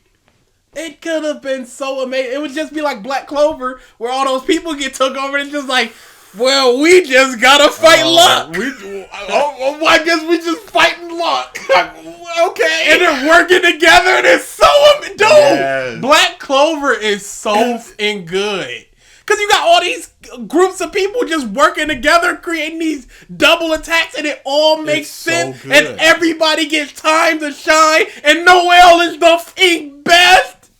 People, she's not getting slept on. I will say that. She is constantly high in them popularity polls. That's one of the only things I'll say about Japan, because they are so butt cheeks with their popularity polls. Bruh, the last My Hero that came out is one of the most It's disgusting sickening. things It's probably I've ever the worst seen. one I've ever seen. It's legitimately like horrendous. against him has only Ginjo left as a comrade. The sadness Ichigo is feeling in this situation is shown when Uryu arrives, and he questions what side he is on. When he shows his Quincy bow, Ichigo has sadness in his eyes, which Kubo conveys masterfully, Uryu revealing Masterfully, he looks shocked, and then he has the typical sad eye that he shows all the time. Okay, here's the Masterfully. thing. Here's the thing. Master. Not everything needs to be a masterpiece. This Not is. everything needs to be masterfully done. Good thing this is. Some things can just be done very well. You can just like say this. it. Masterpiece. And Kubo conveys it very well through Ichigo's sad eyes. Not masterfully, not through the workings of a master. You throw that word around so much that it's losing all of its meaning. I'm just seeing so much of this masterpiece, and you guys throw subtlety around too. Like, There's so many just like here's just a little bit of a flavor word. I can just throw in theme, and then that's all I really need.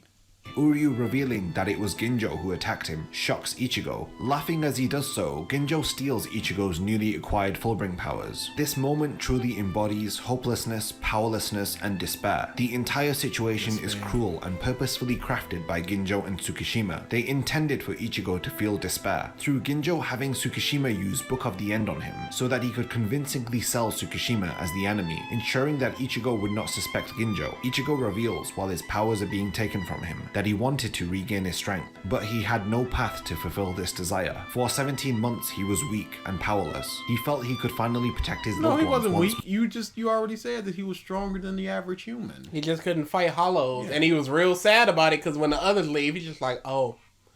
And it was so masterfully shown how sad he was. It would have been a whole lot better if he had seen like Ishida come back with like a finger or a hand missing or something. He's like, yeah, don't worry about it, or he can heal me with this. And he's just like, these people are just getting It's starting to get too much for them. yeah.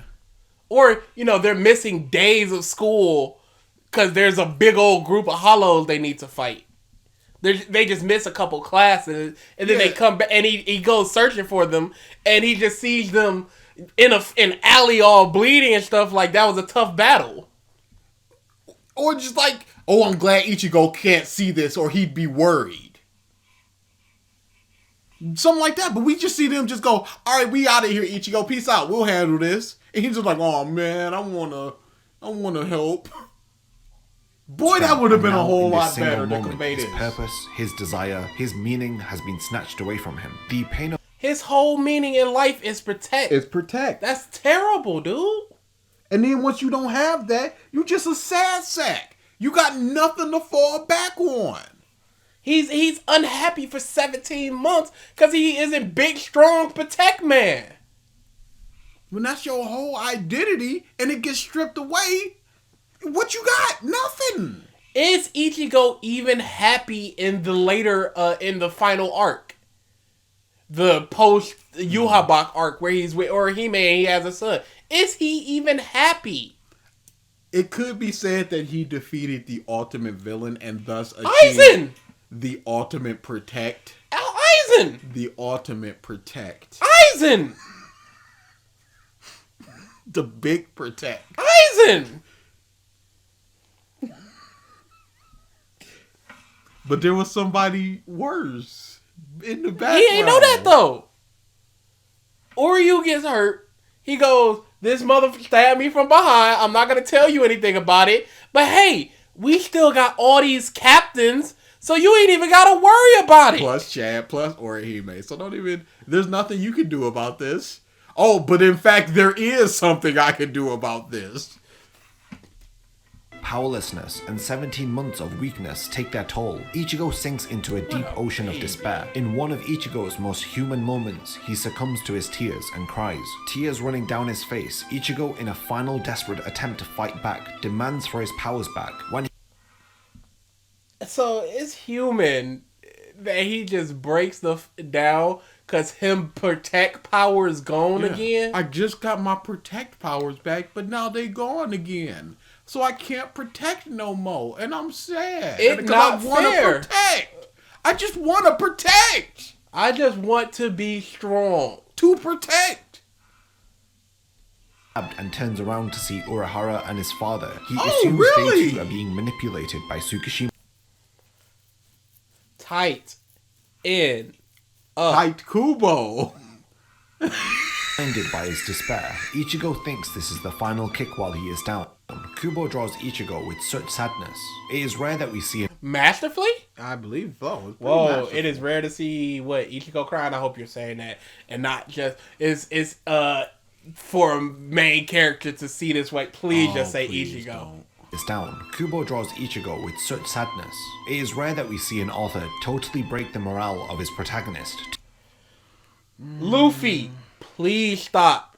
Please stop. Attacks Kuma, cries and punches the ground. I couldn't protect a single one. I'm so weak. Yusuke, do not kill Kuwabara. Please. Attacks him. Gets swatted away. Watches helplessly as he dies. What are we doing here? What are we doing here? With 2 out the gate. Listen, gone. Yeah, as much as I hate gone. What are we doing here? Do we have to go down the list of every single one? No. And the reason I like Asta so much is that he could have had this moment, and he did with the first episode where it's just like, am I weak? Maybe I... And he's just like, no, f that. I'm going to be the Wizard King. I'm going to keep practicing. But he loses his ability to even fight anymore, and everybody's worried about him while he's just like joking and stuff, and he goes off on his own, and they see him, and they're just worried that he's gonna be crying and lonely and sad that he can't fight anymore, and he says, no, I'm gonna get strong. Take whatever you want from me. I'm going to fight. I'm gonna find a way to fight. Screw you guys. Rah! Great moment. And it's great. But you have to do this in order to just be like, yo, Ichigo's mad special. Natsu when his dad died. When the dragon. Mm-hmm. Ippo when he lost to Date. Or when he retired. What are we doing here? He has to make it special. Or Naruto when he couldn't get Sasuke back. And he didn't even say shonen. He said an author. What are we talking about here? Man. He is down. Kubo draws Ichigo with such sadness. It is rare that we see an author totally break the morale of his protagonist to this extent. Like I said at the beginning of the Fullbring arc analysis, this arc is a return to the beginning of Bleach, and how could we return to where it started without Rukia? As his ability to see Reiatsu returns, he sees Rukia appearing, holding the sword he has just been stabbed with. Just like before, Rukia gives Ichigo power to protect once more. Emerging from the clouds, Ichigo... Just like before, he gives Ichigo power to protect once more. One of those did not need to be there. Once again, she gives him power to protect.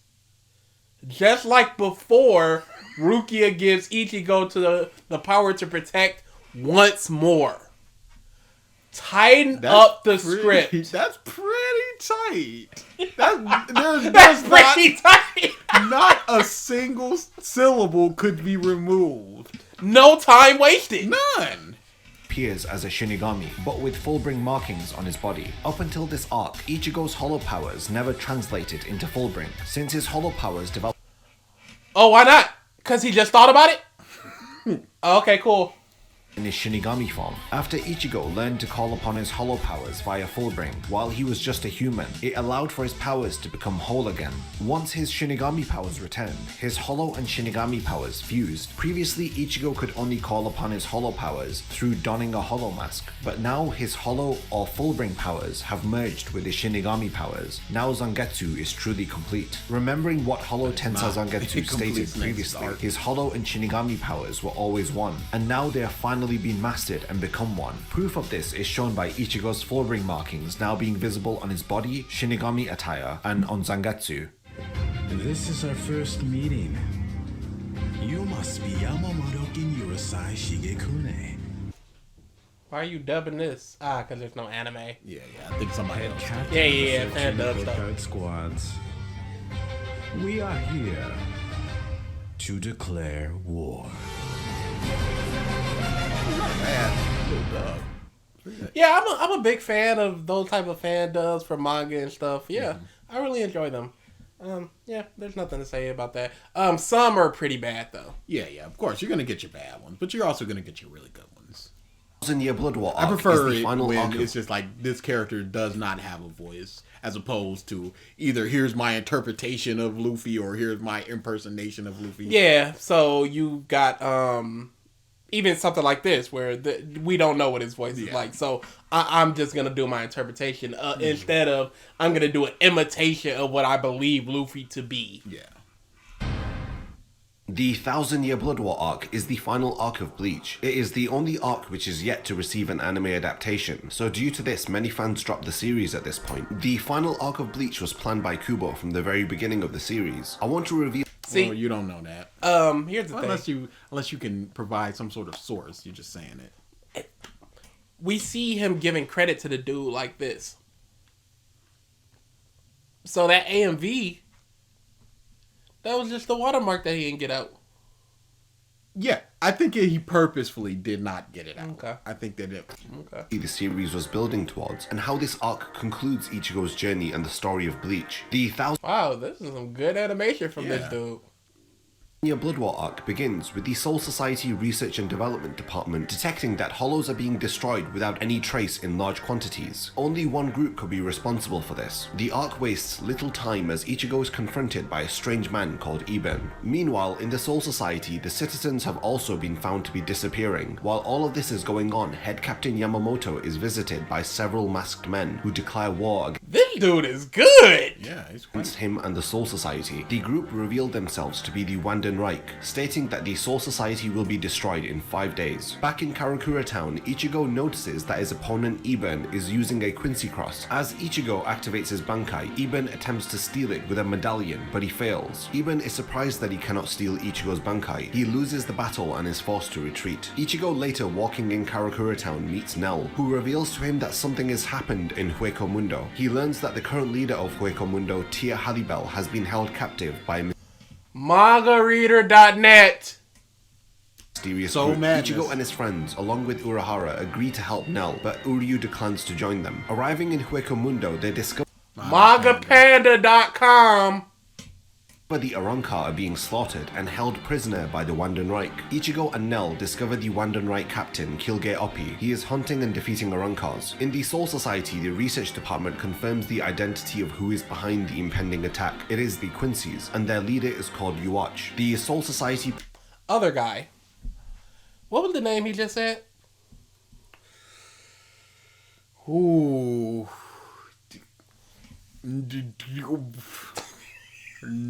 Couldn't tell you a letter. I only remember it because it kind of sounded like Opie. It was like Oppie or something. If you could look into my brain, you would be like, this is the first time this dude is hearing this ever.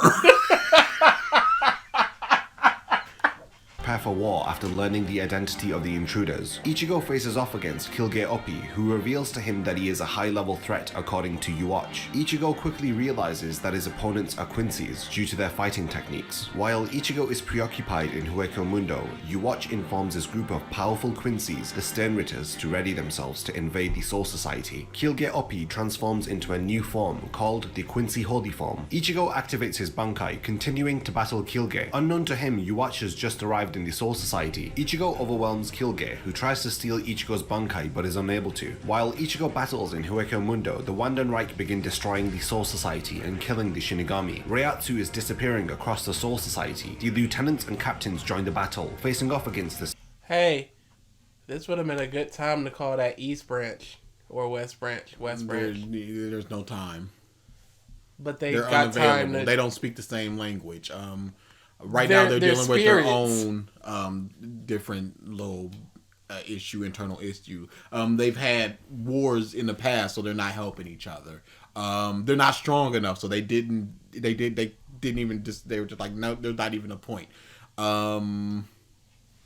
They have anti-Shinigami gun technology, so that's the cowboy Bleach people are out. How many more excuses do we have to give here? I guess none. They would help. Don't exist. How about that? At this point. But it would be helpful if you repeated all that in a different way. Yes. So I can understand all the reasons. And bring the tone down a little bit. Yeah. Here is where we need. You know what? We have way too much excitement in our voice. So the options were... Oh, that was too much excitement. Yep, I can't too much. even... You can't. Dude. It's impossible. And, he was talking about... They're talking about the way I talk. That's just my personality and blah, blah, blah, and the way I talk. You mean you go through life just going, yes, can I get a number one? And how do you laugh? How does he laugh? Ha ha ha ha. That was very humorous. I'm laughing. That was hilarious. And because of that, I am laughing. Yep. I found that joke to be particularly humorous, and because of that, I have given you chuckles. Will you receive my chuckles? Chuckles received. Did you hear about the man in the bar, and then there was another man, and he was also in the bar, and then they went up to the counter in a bar, and two men sat down, one across from the other, and then there were two people at the countertop of a bar. And it's insanity. I could have kept going, but you had to laugh. Of course. Because, dude, that's what this is. You can't escape this. You're establishing, re-establishing, and then re-establishing during analysis. Like, it's so much. Renji and Byakuya battle the Sternritter called Asnot, who instills fear into his opponents. The captains are all outmatched by the Sternritters, as their bankais are rendered useless the moment the Sternritters steal them by using their medallions. Urahara learns that the Soul Society is being attacked by Yuachi's army, the Wandenreich. He informs Ichigo, who proceeds to rush to the Soul Society, but he is Other guy, what was that name he just said? Dude, don't do this to me. I don't mean the Steinreichers that he Don't said do 1,000 this to me. times that I've already forgotten because I know I got that name wrong. I mean the name that Byakuya and Renji fought. It was literally 14 seconds ago. Nope. trapped in a Reishi prison by Kilge. Ichigo's Bankai Tensa Zanketsu cannot be stolen. He is the best chance that the Soul Society has. Ichigo's sword cannot be beaten. Dude, I wonder in this day and age how many people, because Zabuza is ruined forever for me. Every time I hear his name, it's always followed by sword cannot be beaten. Without fail. But Ichigo is trapped and unable to save the Soul Society, which he can sense is in grave danger. He tries to break the prison but is unable to. He can hear the suffering of the Shinigami waiting for him to arrive. The Sternritter... I will say this, Soul Madness is a pretty good manga editor. I will say though, the shakes, let's chill out on the shakes. I understand you want to convey the action, but it's all like uniform, so you know it's just a copy paste of the pan. Mm-hmm. So Asnot steals Byakuya's Bankai and uses Zenbon Sakura Kageyoshi against him. Renji is unable to help as he is also overpowered by Asnot. Byakuya is still standing after being... This dude is really good! He is. I have to assume this is a group, because this is one dude. You gotta fly over to Japan and just show them this.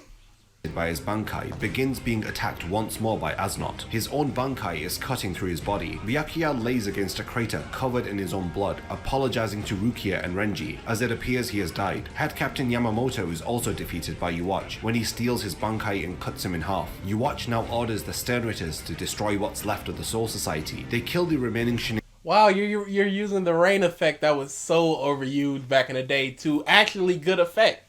Good on you. Good on you. In Oh, you're searching for them. They got they're getting the views. They deserve it. Meals, yeah. This is good stuff. Oh no! What? It looks like it's just a dude. I'm Ryan. Oh wow. Okay. Let me look at this. See if there's any other people in the credits. Soul Madness found the music for this. Soul, you're everywhere.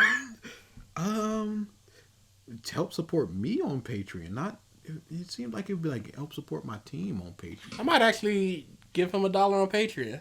Cause this is quality stuff. And he's only getting $3.34. And here comes this bum anime win sins getting triple that. Well, this is quality stuff.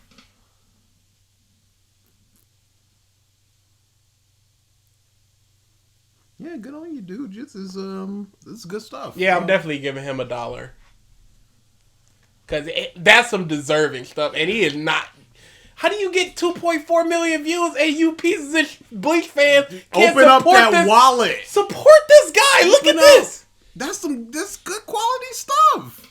Brutal one-sided attack. As Yuwatch decides to leave, Ichigo arrives. He visits Byakuya, who pleads with him to protect the Soul Society. Ichigo arrives to confront Yuwatch before he tries to leave. Ichigo attacks him but is overpowered. And there's another Yuwatch guy stabs really Ichigo's good! neck, but Ichigo has blocked the strike with an advanced Quincy technique called Blut Veen. Ichigo is confused about the suggestion that he has Quincy abilities. Yuwatch realizes that Ichigo doesn't know the truth about his mother. Hashwalt, the second in command within the Wandenreich, breaks Ichigo's Zanpakuto in half. As they leave, they promise they will be back for Ichigo. The aftermath of the assault results in We'll be Rukia back and for Renji you. in Why intensive don't care. we take them now? Kenpachi and Byakuya We'll be back. I'm sorry. Why would we do that? That's not how we do things here. Are you questioning my authority? But sir, I'm just asking. He's right there. He doesn't have his. He can come back. No. And why are we even leaving the rest of them alive? Or are we just killing them now so they don't become a threat to us in the future? I'm pretty sure that Byakuya guy's dead, but let me just make sure. No. He's 100% dead. Okay. You leave him to his devices. But what about his vice captain that's just on the ground over there, just kind of bleeding? Oh, he's gone. He's. I'm just talking to nobody. are falling comatose and may never wake up, and the death of Head Captain Yamamoto and countless Shinigami. The Royal Guard tasked to protect the Soul King arrive outside of the Seriete. They consist of 5 members who are stronger than all of the Gotai 13 combined. They arrive to take Byakuya, Renji, and Rukia to heal their wounds and recover Where were they this whole Where were they for Aizen? Send one of them. Just one. Just They're one. all 13. And I'm sure they've never seen Aizen's Shikai. And if you go, okay, we need these people to protect the Soul King, send just one. And while you send that one, send the other 13 captains up there to take the place. Nah. And does the West Division have something like I this? was about to say, why couldn't they just be from the another division? I'm so strong. Y'all need 13 captains. It's just me over there. So I'm coming over here. I'm about to kick some butt, and then I gotta go protect my place. Why not that instead of just a super secret 0 division? That's stronger than all of them. That would even make sense of why Yuabak left, where it's just like, oh, that person's really strong. It's not a point to fight them right now. We've gotten what we came to do. We killed Yamamoto. Let's go. Just like when Shanks arrives at the war, it's just like, we all accomplished what we wanted to. They lost, we won, we're out. But now it's just a super secret division, and we still have these questions about 3 other branches of Soul Society. And the person that comes could go, look, I'm only here for a couple days. I'll train as many of you guys as you need right now. Pick your strongest people. I will help train them so they can be stronger, so you can protect yourselves, because I'm not going to be here for this. No. And why does the East Branch get the Soul King? The person that governs all the power in the universe. Who knows? Who cares? Who cares? powers. Ichigo is also convinced to go so that his Tensa Zangetsu can be repaired. Ichigo and Renji are the first to be healed and begin their training. They train with Oetsu Nimaya, the and Renji, what's the important? Just stinking up the joint. Who are you? Anybody else would have been better. There is nobody that could have been worse in that place. It could have been Chad, and I'd be like, all right, let's see where this is going. But in Renji, who could possibly? Who already has his Shinkai, already has his Bankai. What's left for this man? We've seen Chad at least grow his powers, so why not go, okay, maybe Chad can grow his powers even more. The unexplained, ridiculous power of Orihime, let's unlock that. Something. Soifon. He's the maker of all the swords and stuff. She could just go, hey, I hate my Bankai, something fierce. It's so antithetical to what I do. Can I train up to get this a little bit better? It's a giant missile and I'm a ninja. And it turns into a sniper rifle or something. Something for like long range assassination. But no, Renji. Creator of the Zanpakuto. He scolds them for misusing their Zanpakuto and tasks them to battle the anger of the Zanpakuto which are surrounding them. Why could he never just come up in a time 17 months? You couldn't rock up and just be like, hey, y'all misusing my let me train y'all to get indisputably better so this Aizen doesn't happen again. This is Dragon Ball Z. Why didn't the old Kai just dance around people and make them stronger all over again? You got this. He trains them in such a short amount of time. And Reggie unlocks a whole new Bankai. But he could never do this before? For a day? After Aizen comes, they could have just went, look, usually we're good enough to handle this stuff, but Aizen was a legitimate threat within our own organization. We don't know when an external threat is going to come, and we may not be strong enough for that. How about one of y'all train us so we don't have to work, so we can be the first line of defense for the Soul King. Y'all can be the ultimate final defense for the Soul King, and we can all be strong together instead of this bullshit. Y'all don't have to come into the Soul Society. We'll come over to you one at a time if we got to. 2 at a time, 3 at a time, whatever. 7 months apiece. At 6 months, you just go, okay, Ichigo's gone. He was one of the strongest among us. What happens next? Somebody stronger comes. Aizen breaks out of prison because he's just alive.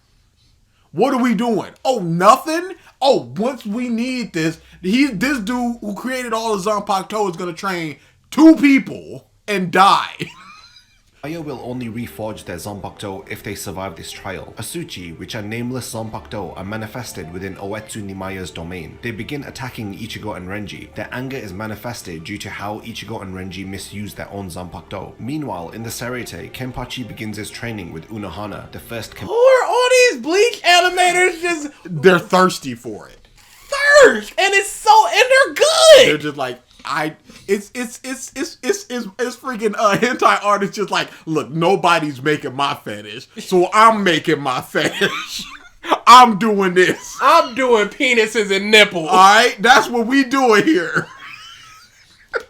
She attempts to unleash his true power by lifting the restraints he has subconsciously placed on them. Renji successfully completes Nimaya's trial. Why has Unohara never picked up her sword? We've never seen her actually just like fight somebody. If she is the previous Kenpachi, why was she not defending in Katakura Town? She could have sliced off a couple heads. No though.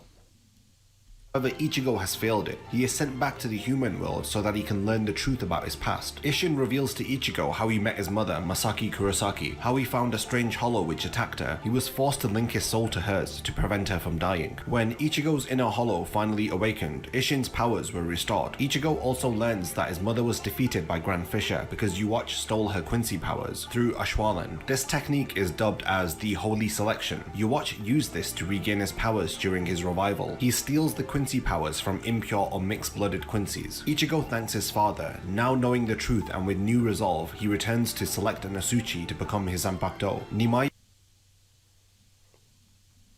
Why wasn't Ichigo's powers taken? He didn't want them.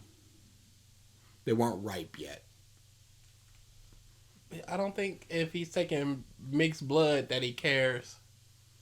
Or his sister's powers. He has to wait until it's fully manifested. Then he takes Ichigo's power and he gets even more stronger. He's already the strongest ever, but he needs to get more stronger. He's going to take the Soul King's powers and Ichigo's. And then he's going to be the biggest, strongest. So we're done with big, strong. And we just skipped over bigger, stronger. It's just biggest, strongest. Yes. To forge Ichigo's new Zanpakuto. He explains how Ichigo's Zanpakuto spirit is represented by his inner hollow, while Zangetsu is the embodiment of his Quincy powers. While in his inner world, Ichigo learns that Zangetsu is actually Yuwatch. So it's the manifestation of his Quincy powers, so he did still have his Quincy powers. So why didn't Yuwabak take his powers when he took all the rest of them? There's a reason. He asks why Zangetsu lied to him this whole time. Zangetsu admits that he initially tried to prevent Ichigo from becoming a Shinigami, but he later began to support Ichigo. And is it explained where Yuhabak was all this time? Because he took their power so he could regain his power. So after he does that, for 10 or so years, he's just sitting there? Maybe it's the time needed to develop the technology to steal Bankai. Maybe. Or maybe it's just like a slow siphoning of powers until he has enough that he's just like, okay, I'm confident enough that I can kill Yamamoto now. Okay. I can see something like that. To his growth and development, Zangetsu grants Ichigo permission to acquire his true Zanpakuto. Ichigo combines a part of his soul with the Asuchi. So, we got the final Zanpakuto, the final Getsu Tensho, and then the true Zanpakuto. Yes. Cool. That's not too much. In his That's new not form, just... he has two. Instead of just developing what you have, get Mo. Yeah, that's true. I can't wait for Luffy to get another devil fruit. Just like, here you go.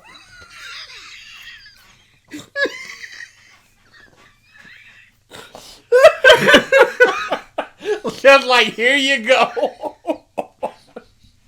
Hey, where's Zoro's fourth sword? Yeah, boy. Ooh, boy. Just more. Instead of just developing what you have. That's what you do. Swords, and he realizes that the two swords represent his Hollow and his Quincy powers. Meanwhile, Uryu is revealed to have joined the Wanden Reich. Yuwatch also announces him to be a successor, as he is the only Quincy to have survived Ashwaulan. Rukia and Renji continue their training with the Royal Guard. We also learn that Byakuya has... Why did he survive it? Literally why. What would have been lost if he died? This is just Dragon Ball stuff. This dude is on his knees begging Ichigo to take care of everything and Rukia and just protect everyone. And then he just falls out and like, no, he's fine, no. Recovered from his injuries. Everyone seems to be preparing to defeat the Wanden Reich in their next encounter. Suddenly, the Serite is covered in a shadow, and it is then replaced entirely by the Wanden Reich city made of ice. The 1000-Year Blood War arc deals with the theme of truth, whether if this is the truth behind Yuwatch, the Quincy's and their goal, or the long-awaited truth behind the origin of our protagonist Ichigo. Soul Society. What is the truth behind Rukia's execution? What is the truth behind Ichigo's power? We can just do this. We can just add truth to anything. It's not so much truth as it is revelation. Or payoffs to things that were set up before. So this would imply that there was some type of misdirection. And now we're learning the actual truth of it. Like the previous arc, the dude, there was misdirection because of his powers. Everybody just like blah, blah, and then they learned the truth. Hey, that's also the theme of truth there.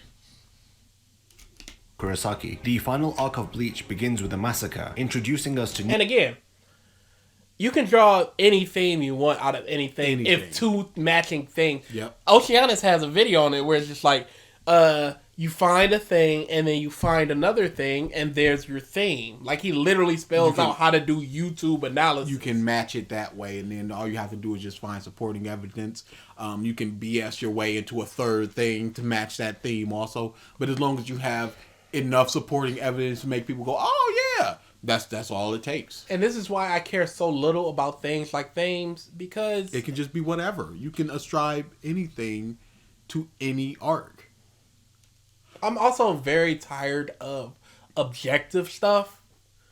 Because you look at things like themes, and it's just like, you're not understanding. What happens here is blah, blah. No, that's subjectively what that person implanted there because it was not spelled out by the author.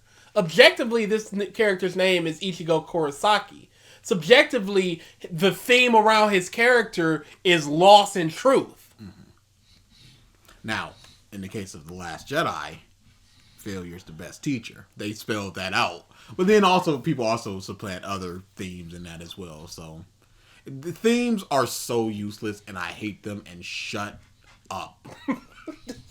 Characters who make their entrance by destroying the Soul Society. Yuwatch, their leader, was spoken about as a legend amongst the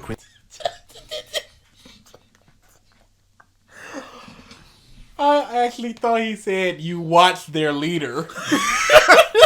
I'm sitting there like, what is he laughing at? Because even though it was only like 3 seconds, I had already spaced out. He says you watch their leader, but he said it in a way like there was no comma in his sentence. So I'm just like, hold on. Then he said the rest. I'm like, that doesn't make sense. Then I realized where I messed up. Us to new characters who make their entrance by destroying the Soul Society. You watch their leader was spoken about as a legend amongst the Quincy's, referring to him as their sealed king, whom after 900 years of imprisonment would regain his heart, but he is easily subdued. Ichigo's Quincy powers are activated earlier than you watch would have liked, as a result of Ichigo battling the pure-blooded Quincy Kilge Oppi. These people are so talented. Yes. Give them money. Stop giving money to bullshit anime wins. I don't even care about the analysis people. Anime wins disgust me. Memories within his Ryatsu awakened Ichigo's Quincy powers. Yuwatch confirms this once more by saying that Kilge's prison was made to seal enemies, not Quincy, hence why Ichigo was able to break out of it. Ichigo, while imprisoned, must have released his Ryatsu to its very limit, desperately trying to escape. His body must have absorbed some of the surrounding Ryatsu to compensate for the loss. However, Kilge's Ryatsu must have reached within the depths of Ichigo's soul to draw out his latent Quincy powers. The truth behind Ichigo's past and his family finally begins to unravel. Seeds which have been planted from the very beginning of the series all lead up to this final arc. Yuwatch really angers Ichigo when he... What seeds? The seeds. The seeds that were implanted from the very start of the series. What seeds?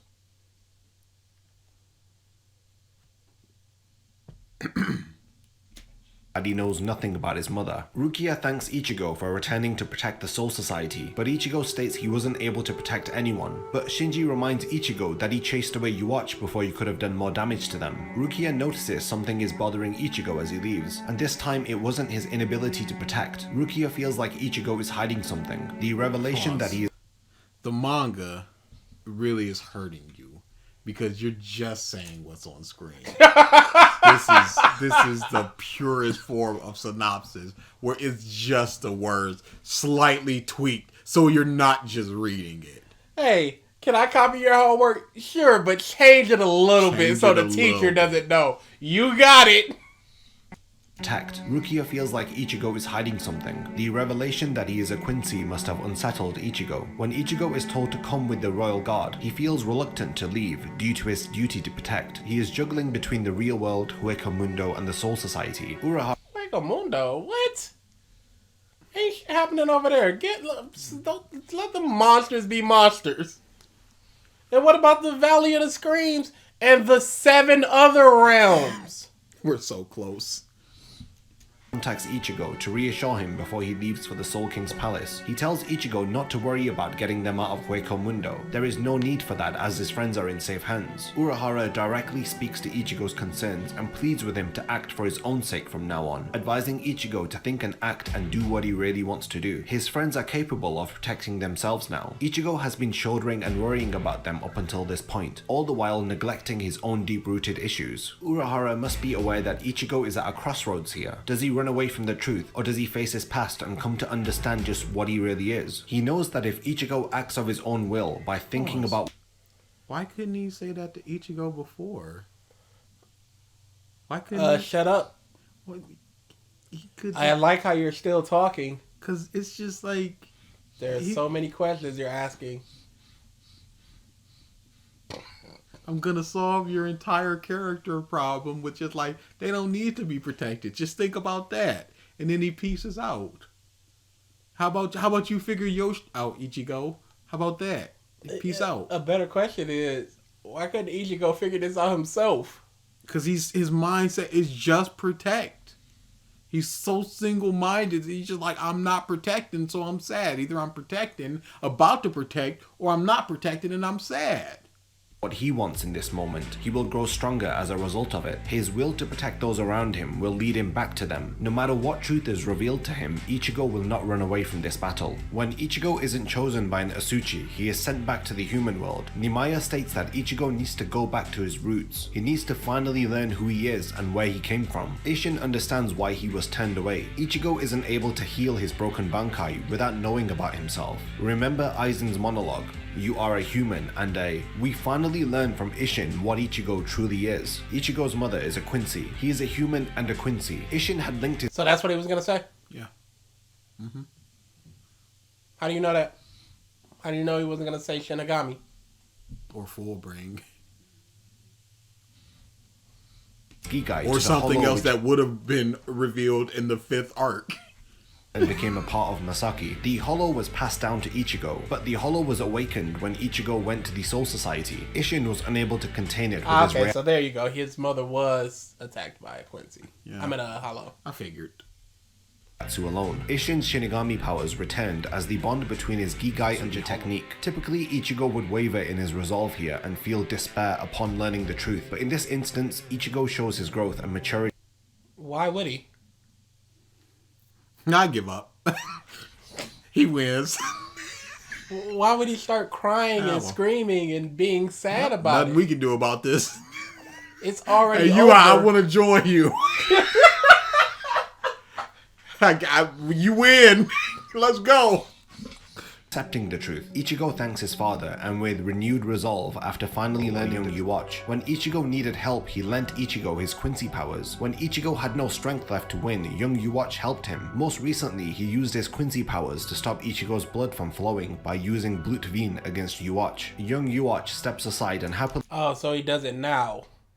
In the arc that it actually happens. Yeah, Blutveen. Isn't that great? In introducing something and paying it off in the exact same arc, great. And then just retroactively going, you remember when he asked Zangetsu to stop his blood? Yeah, you remember what that was, homie, back in the Kenpachi fight? Dab. Ichigo to fight with his true power. No more are Ichigo's powers being suppressed. Now his true Zanbakuto is revealed to him. Ichigo says to himself he considers young Yuwatch and his Another inner zombie. He just got 2 swords where it's just like, this represents the duality of my... And then just 100 chapters later, he gets a whole nother true... Dude, who just like, yeah, another one. Do we need to look up the likes and comments? Man. Bruh, all the Bleach fans. This Bleach and people, you can't be like, oh, this Dragon Ball on another form, and then just go, yeah, another sword.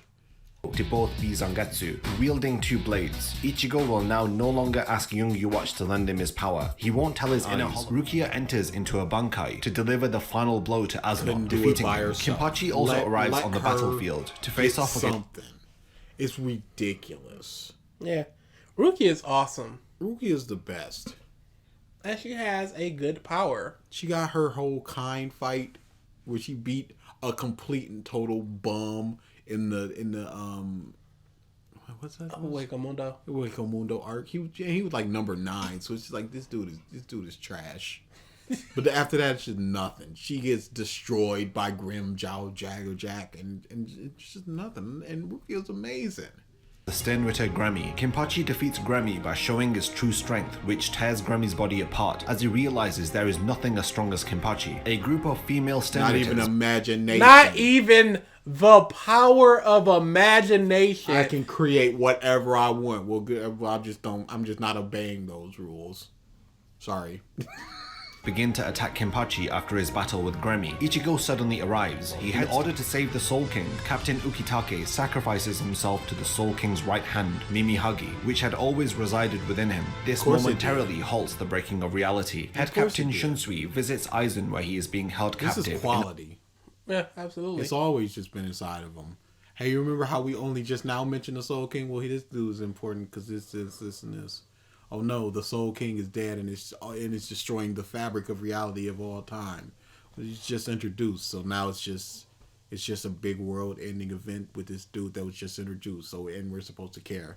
It's just this thing is happening and it's really, really bad. Recruit him to join the battle to stop Yuwatch. Mimihagi surrounds the Soul King, keeping the worlds from crumbling. Ichigo and his friends fail to protect Mimihagi as Yuwatch absorbs it, thus killing Ukitake. Yuwatch then absorbs the entirety of the Soul King and his powers, using it to transport the Wandenreich city to the Royal Palace. He replaces the Royal Palace with his own fortress, called Waterwelt. This new realm now belongs to the Quincy. The Gotai 13 members and Grimjow, who joins the battle, begin to battle the Sternritters, whom Yuwatch did not absorb through Ashwaulen. again. Meanwhile, Ichigo and his friends leave to confront Yhwach. Hashwalt, who now also possesses the Almighty, questions why Uryu has placed bombs throughout Waterworld. Hashwalt attacks Uryu. Ichigo and his friends learn of Uryu's plan to destroy Waterworld and confirm he planned to sabotage Yhwach's plans from the inside. Realizing Hashwalt is in possession of the Almighty, Uryu urges Ichigo and company to attack the weakened Yhwach. The Almighty returns to Yhwach just as he is confronted by Ichigo and Orihime. Ichigo begins his battle with Yhwach. Isshin and Ryuken also arrive in Waterworld. Rukia and Renji also head over to help Ichigo. After absorbing Yhwach's Quincy Somebody else also do Ichigo something? transforms into a new hollow form, which appears to be merged with his current form. Ichigo begins to overpower Yhwach, who is forced to activate That the form Almighty, sucks. which injures Ichigo. He then activates his true Bankai, Tensa Zangetsu, for True the first time. Bankai. However, this proves futile as Yhwach reveals that the Almighty allows him to see and alter the future of any outcome to favor him. Y'all accepting this? It's insanity. Y'all are really accepting this. Any future and can change it to the best possible outcome for him. Insanity. And y'all are just clapping for this? Oh no, how are they gonna beat him? It's a big problem with stakes that people seem to have. That long running shonen seem to have. That even movies and crap seem to have. Because like I said, with the Rise of Skywalker, The Force Awakens is just like, oh crap, we got this new Death Star and it's even bigger and it can destroy 3 planets at a time. And then in The Rise of Skywalker, it's just like, yeah, we just got like a million of those ships. So we can just destroy the entire galaxy. Like, well, the Death Star was a big thing and it could destroy 1 planet. This thing can destroy 3 planets at a time and now you just got a million of them. Okay, so just more. Yhwach breaks Ichigo's spirit, making him Again, this was... we've said this about One Piece so many times. The next person they fight is not necessarily stronger than the last person they fought. And it makes it no better or worse. Put Buggy, Kuro, and Don Krieg in a battle royale, and an argument can be made for any of them. Inaru versus Lucci? You think Lucci's gonna win? Lucci is not gonna win. There's no who knows. Lucci is not going to win. I thought you said, I don't know why I thought you said Aokiji, because that's where I was going. Yeah, no, Lucci is not gonna win. Oh yeah, no, absolutely not. Even though people were just like, I think there was a data book or something going out that said that Lucci always had haki. But does he have the hockey that allows him to touch a Logia? No, it doesn't matter. Electric shock from across the room, dead. So yeah. Moria? No. No, absolutely not. Inaru is stomping. But I didn't see Lucci and go, holy, he's not as strong, so it's not as good. Don't need to. I don't think Moria is stronger than Crocodile. But I never went, he's not stronger than the dude 3 arcs ago. I don't think he's stronger than Smoker. Man, Croc could probably be Inaru. Maybe. There's definitely an argument there. Well, it's not like he could do too much. It seems like that would just be a stalemate. Well, no, because if he can touch him, yeah, if he can touch him, he can absorb all his moisture. If he does touch him, Inaru could just turn into lightning and like shock his hand. There's an argument to be made. There's an argument to be made. So we're back in Croc territory. I wonder if Croc's like awakening is like absorbing the moisture from everything around. That'd be pretty bad. But yeah, it doesn't have to be even, because that's just Dragon Ball. Yeah, I'm just stronger than the last person you fought. Dude, I'm the strongest in the entire galaxy. Except for my father, who I know exists. Except for Boo, who I know exists. Except for Beerus, who I know exists. Oh, and there's also just these androids underground that are all stronger than me as well. It's just bigger and more. And then people are like, this new Dragon Ball arc looks so good, blah, blah. And I'm just like, based on what? It's ridiculous. Especially since it's just like this whole prophecy fish thing. They're just like, oh, the strongest person in the universe is about to awaken. Okay, so now just even stronger. Even though we already had one confirmed strongest in the universe in Frieza. But this person is about to be 1 billion times stronger than Frieza.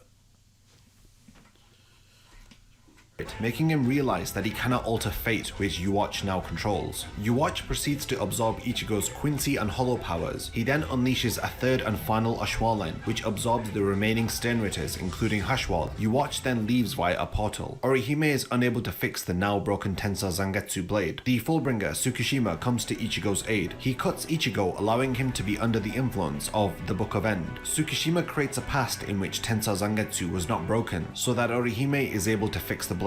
Yuwatch, who arrives in the Soul Society, is confronted by Aizen. Stupid. As Uryu's father hands Uryu an arrowhead called Still Silver. This arrowhead Stupid. Very.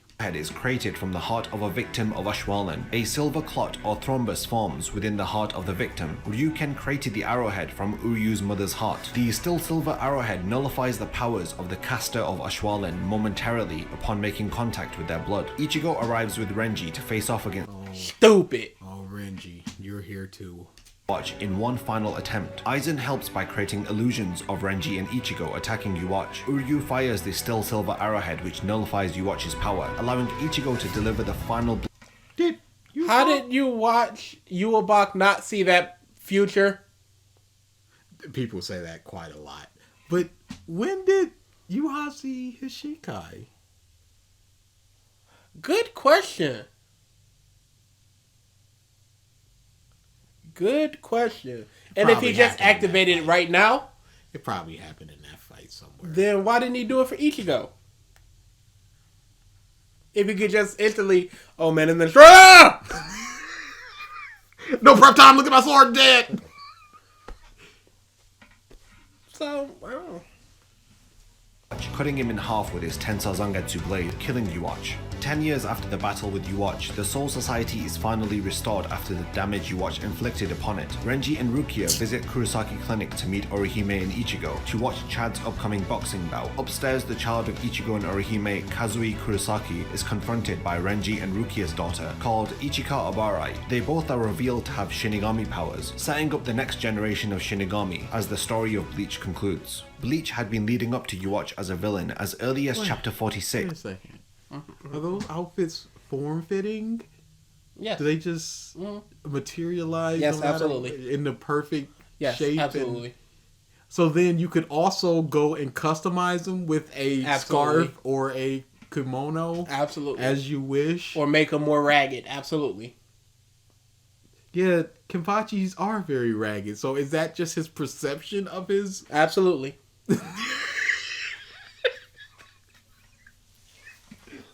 They just didn't care. Absolutely. Yo, wouldn't it have been better? Like at the end, since it's 10 years later in the cycle of reincarnation, he was shown treating one of the Soul Reapers that died, a reincarnation of them, like Ukitaka. He's just like a little silver haired boy, and like, yeah, that boy always sick. And you just go, oh, that's Ukitaka reborn. But then you have to ask, why was he reborn so quickly? And Absolutely. we ain't got time for that. When Rukia explains to Ichigo why the Quincy were destroyed by the Shinigami, she describes Shinigami as maintaining the order in the world. And Okay, so she says why they did what they did, and that foreshadows Yuhabak somehow. Absolutely not. Maybe at best you could say, no, it's not even a foreshadow. It's a setup for a potential of Quincy's coming back. Mm-hmm. But as far as we know, right now, Ishida's the only Quincy alive, besides his father. equal amount of souls must exist in the Soul Society and the real world. Nope. It's broken. It's broken as... You can't... There's fish! But before that, you know, the scientists went, I had to hurry up and kill like 3,200 people so the souls would, you know, reincarnate because there was a large blah, blah, blah. And the Yamamoto was just like, you know, if you would have asked me, I would have allowed you to do that. I would have signed off on it. So there is times where it's just quickly, we got to kill a bunch of people here so they can reincarnate in the real world to keep the balance. So at all times, there needs to be a complete balance. Otherwise, there's the chance of ruin. And even just not be a complete balance. And even just a couple hundred people push them into such panic that they gotta kill people immediately. So, but every year the amount of people on Earth grows. 20 years ago, we may have been like at 4 million, and now we're at 7 billion. 4 billion, now we're at 7 billion. So we have 3 billion more souls than we had before. How do you govern that? How do you decide when people are killed? It has to be a number system. I remember there is a number system. As they're going up, they explain that there's a number system. But then you have to ask, why is Homeboy from World War I still there? Why is his number not come up? Is there such a surplus of souls in the Soul Society that just like, you're coming up, homie. Just wait another year or two. You're coming up. He's been there since World War I, which we're talking, 50, 60 years? And in 50, 60 years, of 3 billion more souls needed for Earth, his number has not been called? And we're accepting of this? Because they just say it. Because there is a cycle of reincarnation, people just accept it. And they don't think about these things because you're not supposed to think about these things because they don't directly affect the story. It's just sort of a world building in the background. But then you have to think about it for a second and just go, wait, this doesn't make any kind of sense. You put down the skeleton of a world building and you didn't think about it at all. You just went, people aren't going to think about it because people clearly didn't because we didn't. Case in point, right here and here. And then once you start thinking about it, you go, okay, this is broken to such a degree that you can't fix it. Because you haven't fixed it in the story. So don't even explore it. Because there's no way to fix this situation. It's broken point one.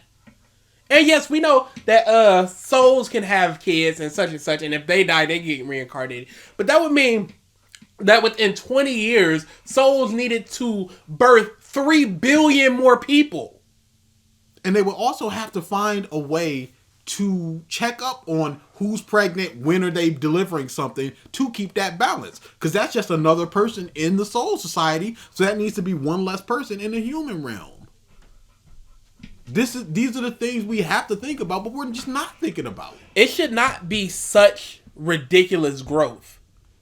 Like the cycle of reincarnation, so we should have roughly the same numbers over decades. We may have 1 billion more over decades because, more kids are being born in Soul Society, blah, blah, blah, reincarnation, blah, blah, blah, blah, blah. But we're getting such ridiculous growth on the humans, and we're not even talking about things like fish. And wait a second. Because somebody dies and then they're sent to the Soul Society, they still have their memories and all that crap about how they died. Because you got the parakeet kid that recognized Chad and he was looking for his parents, and then you also got World War I man who was just like, I died in World War I. Mm-hmm. When a soul is born, is that soul created? Is that just a whole new person? Maybe it just like resets the soul. So somebody dies in the human world and it's just like, this is your soul, and it gets cleansed through reincarnation. So you are a new soul. Because, hollows, when they're killed, they get cleansed to go to Soul Society so they can be reincarnated into a human. So maybe the process of reincarnation cleanses the soul so you no longer have your memories and you're not technically that person anymore. So you're saying, where are we starting from? Are we starting in the human world that gets sent into Soul Society as a baby, or somebody in Soul Society gets sent to the human world and now they're a new person? That's what I'm going with. Okay, but what about when they come back to the Soul Society?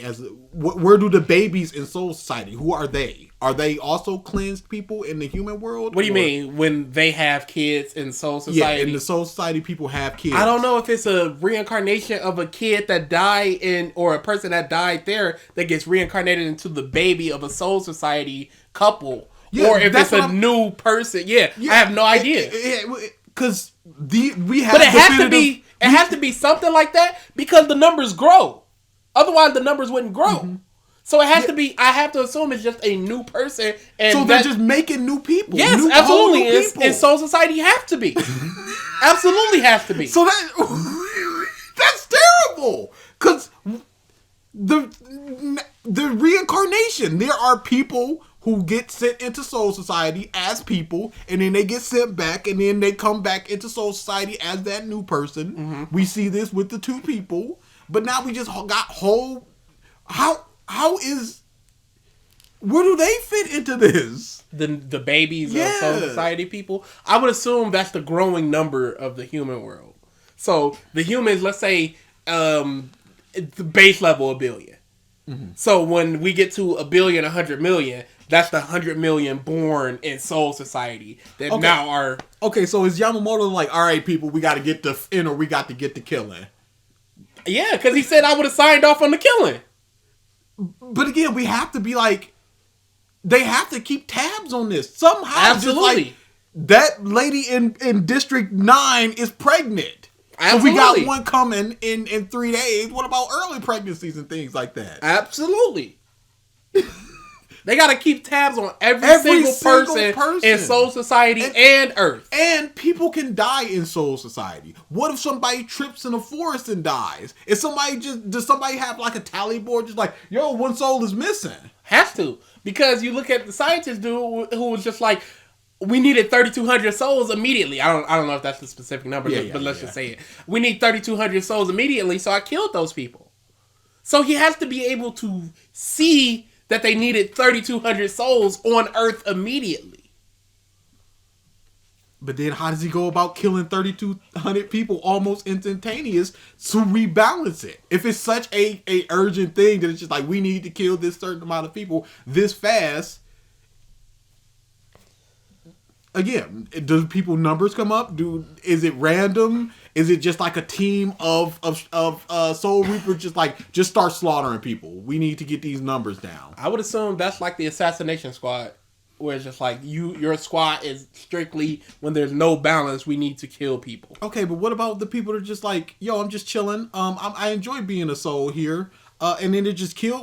They got a family. They got a wife. They got a kid. It's just like, all right, we need 2 people here. There's 3 people here. I'm killing the mama. I'm killing the kid, and I'm peacing out. No, I'm not talking about them killing Soul Reapers or people that have the ability to eat and drink and stuff. I'm talking about souls that have already, like the kid that Chad met up with. You killed 3,200 of them. That's the assassination squad. We need 3,200 people dead. So go out to this place. It's getting overrun. Let's kill 3,200 people there. But then we got a number system. Yes, it's gotta be, and it's so much to take care of. It's so much. It's too much. And this is just one branch. That's why there should be at least 4 branches of north, south, east, west. But for all we know, there's only east and west, and there's so many souls and so much things to govern. And again, what happens with the hollows that the Quincy's killed, like Ishida? Yeah. Does that soul what happens with the soul of Soul Society? Because that's just like 8 souls lost in the ether. So what happens there? It's so dumb. And on top of our numbers growing, there are still hollows in the world. So let's just say in the entire world, there's 20,000 hollows. You got to cleanse 20,000 souls to be able to reincarnate. So that means you need 20,000 souls constantly cycling. And then souls turn into hollows.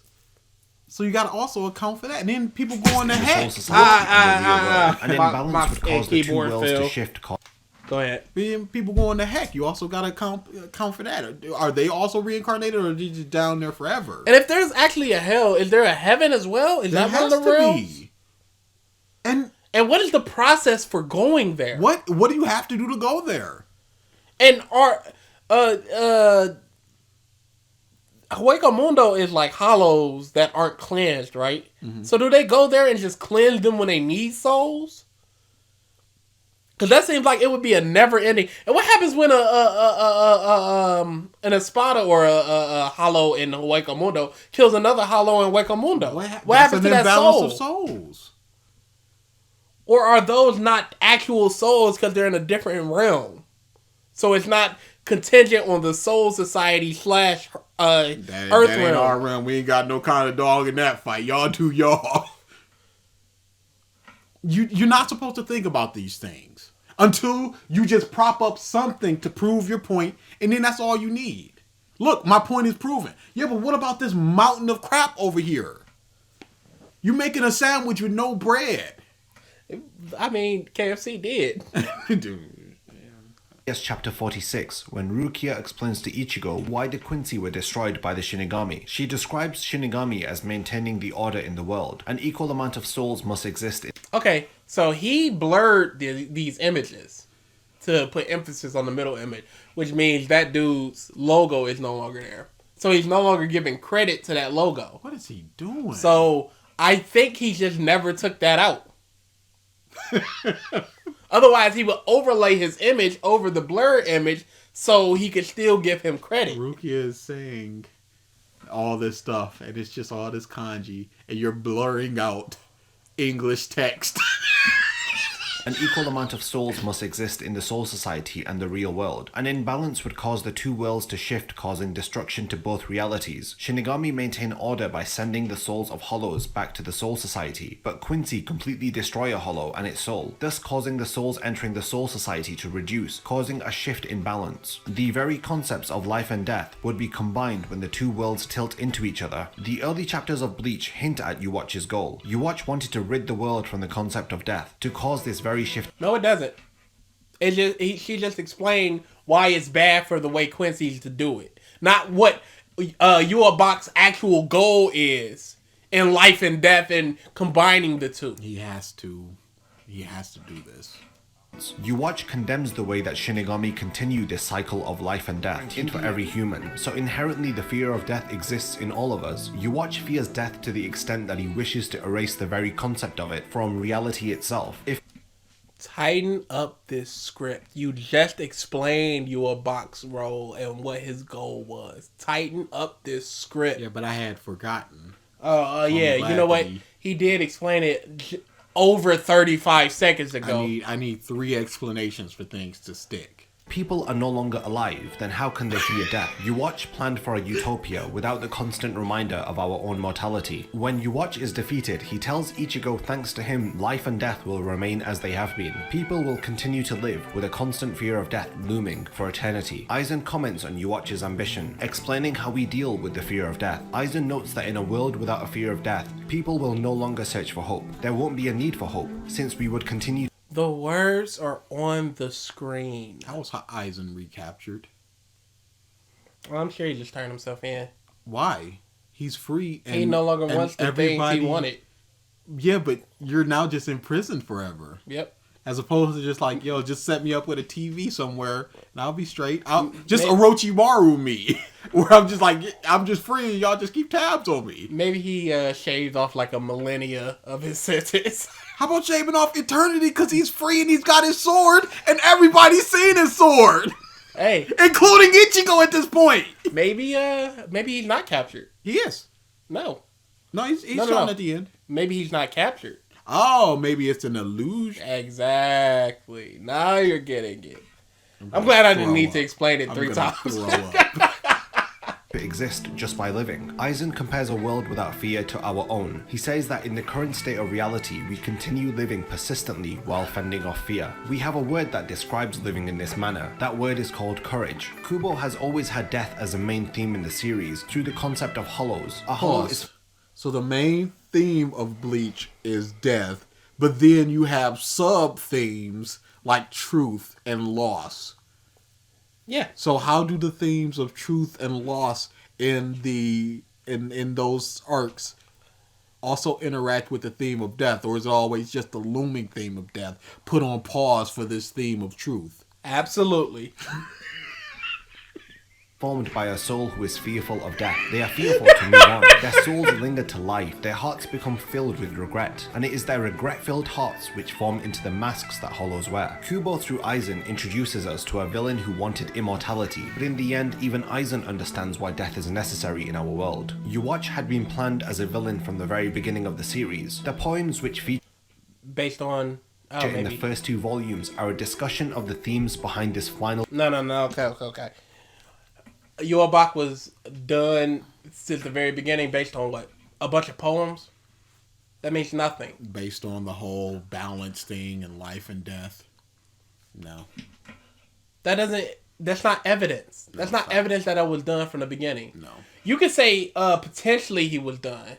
It was from the beginning. You could say potentially Ichigo healing himself was a foreshadowing of what happens, and Kubo did plan it.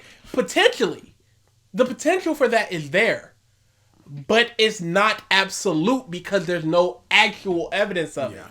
It's circumstantial evidence, and you can't convict a person on circumstantial evidence. I'm sure you have in this video. But there are times where you cannot because it leaves too much room for doubt. Reasonable doubt. And there is reasonable doubt that he did not plan Yubak from the very beginning. I think it's Arkham's Razor that's just like the most simplest answer is usually the correct one. Confrontation when you watch. Bleach Volume 1 begins with, "We fear that which cannot be seen," followed up in Volume 2 by, "People have hope because they cannot see death lingering behind them. That which we cannot..." That's in Ghosts and Hollows, and then the next one is Shinigami's and Hollows. Death. And we have hope because we cannot see death lingering behind us. Kubo adds to his 2 poems through Aizen's final speech. Even if we see death lingering behind us, we can still have hope through courage to face our own mortality head on and to choose to continue living without the fear of death consuming us. For Ichigo and his friends, they too continue living with courage, and so do we, not allowing a fear of death to consume us like it did Yuwatch. A Shinigami purifies or bleaches the darkness within the heart of a hollow, allowing them to accept death. Thus, the story of Bleach as a whole leads up to a finale which allows us to face our own fears and acceptance of death, and it is only through courage that we live on persistently with hope. Kubo concludes his series impactfully. It has emotional weight because it is something so raw and real. We all have to face death, but our fears of death are bleached by Kubo's writing and his answers to how we deal with... Sir, that is a very heavy implication that you just dropped on me. It most certainly was not. After somebody reads Bleach, it's just like, I'm not afraid of death anymore. I get, just live your life. I get, death. Dude, you serious with this? I didn't really think about death as a kid until I watched Final Destination, and then death freaked me the out. But then I realized at some point, if I'm gonna die, there's nothing that's gonna stop it. So whatever. Now I walk the streets of Detroit at night. Whatever happens, happens. Headphones are blaring. So finally, after analysing the story of Bleach and its themes, it is clear that many of the misconceptions and myths surrounding Bleach are ill-founded. Claims of a lack of character development or False. Characters developing everything. Sure do. lacking direction of story are nonsensical. There is nonsensical. Claims of a lack of character development or lacking direction of story are nonsensical. There is lacking direction of story. I don't know if anybody has that. Yeah, I don't. I think after the Aizen thing, they were just like, there's nowhere for the story to go. Which I can't understand because he quickly sets things up for a future arc and then resolves them in the very next arc. And he does that a couple times. So I can see them going, we've beaten the big bad, so what's left? I can see it. I don't agree with it, but I can see it. Clear direction in terms of story, and there is character development through each of the story arcs of Bleach. This is apparent if you are paying attention to the series. It is easy. No, it's an easy thing to see. It has character development. It has structures for a story, but is it any good? Yeah, that's the thing you need to address, because you already said that you have problems with Bleach, but you didn't bring up any of them. This isn't a complete video. You're just going, Bleach is great. There are misconceptions, but what about the things that aren't misconceptions? What about the things that people say that are true? You're not addressing any of that. This isn't a documentary. This isn't non-biased. I believe a documentary should be non-biased. If you do a documentary on like Eazy-E and just go, oh, we're not going to count all that drug dealing and all the hookers and stuff. We're just going to count the happy-go-lucky stuff. But that's still a documentary. I think a documentary can have bias within it, but it should be laced in facts. So with the Eazy-E thing, it's just like, he did this for the community. Factually, he did do these things for the community, and you have people getting interviews and it's all this happy Eazy-E. That's factual, and it is a documentary. These are a bunch of your opinions and I thinks. And themes which are mad subjective. The penguins go such and such every year and they're dying out and blah. This is all factual. But you can go, yeah, but they're at a bigger rate. There's more penguins in the world now than like 40 years ago. That may also be factual, but it could skew either way depending on the way you want to do your documentary. It doesn't necessarily need to be objectively in the middle, because I don't think that's even possible when you're doing a piece. But this is just opinion and a lot of synopsises. It's just a lot of synopsises. But then you say a synopsis and then you go blah, blah, blah, blah, blah, blah. You didn't prove how Bleach's reputation, ruined reputation, was egregious or wrong. Yeah. You just said, hey, there is character development. Hey, he did have places he wanted to go with the story, both factual statements, but was it any good? Did people enjoy it? Did a large amount of people enjoy it? Did as many people enjoy it as the earlier arcs? I would submit no to all of that because the numbers started going down. It would have been so great if he just interviewed people to like, why did you fall off of Bleach? Other content creators. Yes. If he would have had a conversation with iPatch even. Stuff like that. Look in his comments and just go, all right, this dude got like 300,000 subscribers on YouTube. He made a couple Bleach videos. Why did you fall off? And just have them just go, okay, here's this homeboy saying, like King of Lightning. He showed King of Lightning just like, oh, here's King of Lightning's video going, Bleach is trash. Why do you think Bleach is trash? Go, King of Lightning said this. Okay, I'm about to refute this stuff in this video. Mm-hmm. That would have been a whole lot better. But this is just synopsises, themes, opinions, peace and out. then going, you guys were wrong. It's nonsensical. To blindly hate something than it is to spend the time to research, appreciate, and look into the deeper meaning behind it. You're poisoning the well about people are blindly hating this. When I didn't watch Bleach, I didn't blindly hate it. I just went, wow, Bleach, based upon what you guys are saying and what other people are saying, Bleach sounds like it's pretty trash. That's not a blind hate. I'm not sitting there on forums going, somebody with a Bleach icon just going, yo, Bleach is awesome, and I go, no, Bleach is trash, and then peace out. No. People who do not like things generally have a reason for not liking them. They've consumed either enough of what they think is enough or quite a bit of whatever the medium is to form an opinion to go, this is trash. And the people that just go, Bleach is trash and I've never seen it, you don't listen to those people. What their opinion. Now, there are so many times where people go, you're not valuing somebody's opinion, blah, blah. No, that opinion is valueless. It's useless. It says nothing. I heard Bleach was bad. Okay. Why are you talking to me about this if you have no opinion? No, here's why Bleach is good. Refute these things. Oh, I haven't seen it, so I can't. Well, what are you doing here? There are plenty of times where I'm like, I'm not watching that movie. It's trash. But I wouldn't go up to somebody like, you like that movie? Nah, it's trash. I don't have this information. I've watched so many things to gain that information, to gain that argument. You don't listen to the people that are just like, Bleach sucks, I ain't never watch it. And you blindly hating, you need to explain what you mean by blindly hating. Blind hatred means that you have no information of it, but you hate it regardless. Or maybe it means like even presenting the facts of this is good, they're still hating it for a reason. Mm-hmm. But here's the thing. Good and not good are not facts. Mm-hmm. That's just your opinion. Somebody, you can go, Ichigo is very well written, and the next person can go, no, he's poorly written. But neither one of you are correct. Now, you can both bring pieces of evidence to back up your opinion, but good and not good are abstract concepts. What is good and what is bad? Not facts. There are no facts there. There could be facts behind them, but factually good and factually bad are not a thing. Objectively good and objectively bad are not a thing. So when people go, Bleach is bad, they are you, and you're going, no, it's good based on this, and you guys are wrong. That is not objectively true. That's why I like Mahler. He doesn't use good or bad. He says quality. And quality is a lot more, you can point to things. Tangible. Yes, quality.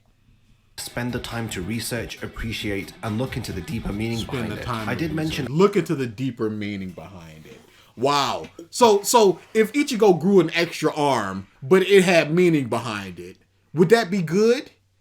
Out of nowhere. Out of nowhere. But you go, look, back here, here's the meaning by you go, well, he just grew an extra arm. That's trash. You're looking at it through pure meaning and what this mean and how does this fit into this? Is it good? And what happens if somebody does research, does look into those deeper meanings, and still finds it bad? Yes. Because, there's very surface level, Hueco Mundo and Soul Society are very similar plot-wise.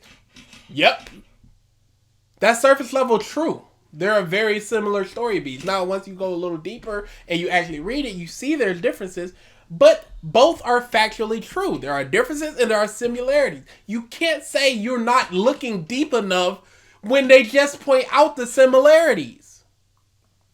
And research, why should I have to research why the book I'm reading is good? I don't think this is good. This doesn't make any sense. There's plot holes. I'm not connecting to the characters. Research this.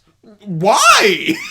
Why should I have to research to look at the pages in front of me and go, this is good? Why do I have to look up somebody else's opinion about, here are the themes of Bleach in order to formulate what I think? It's nuts. See, this is what people have to do in order to just be like, nah, Bleach ain't good. Research. To stop with all the blind hate. It's like, I read Bleach. What more do you want? I read from beginning to end of Bleach, Why and I do not homework. So long as I understand it, not like iPad Wolf where he's like, Hueco Mundo is heck. That's wrong. Research that a little bit better. But if you go, I got all the facts that I need. I missed very little things. Boom, boom, boom. And you go, what am I researching if I understand everything? And you know what's sad? Throughout the course of Bleach Month, we've researched so many things that have expanded why we think it's bad. Yes, it's made it actively worse. Same thing with Bakugo in the Lost video. The exploration of Bakugo was just like, oh no, this is making it literally worse. So what happens if you do research, if you do understand everything, you're not blindly hating, but you see all the meaning behind of everything. But then it's just you don't like it. What if somebody does like an anti-documentary? It's just as well researched, as synopsis-y, as themey as this, but it's in the opposite direction. What would you say to them? Oh, you just don't get it? It's easier to blindly hate something than it is to spend the time to research, appreciate, and look into the deeper meaning Research behind and it. appreciate? It's easier to blindly hate something, to research, appreciate. What do you mean? If I read Bleach from beginning to end and I hate it, it's easier to do that than to appreciate it. Okay, cool.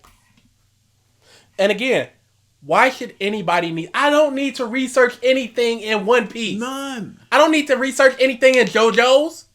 I don't need to know who Don Quixote is to know that I either like or dislike Don Quixote Doflamingo. I don't need to know who Blackbeard actually was.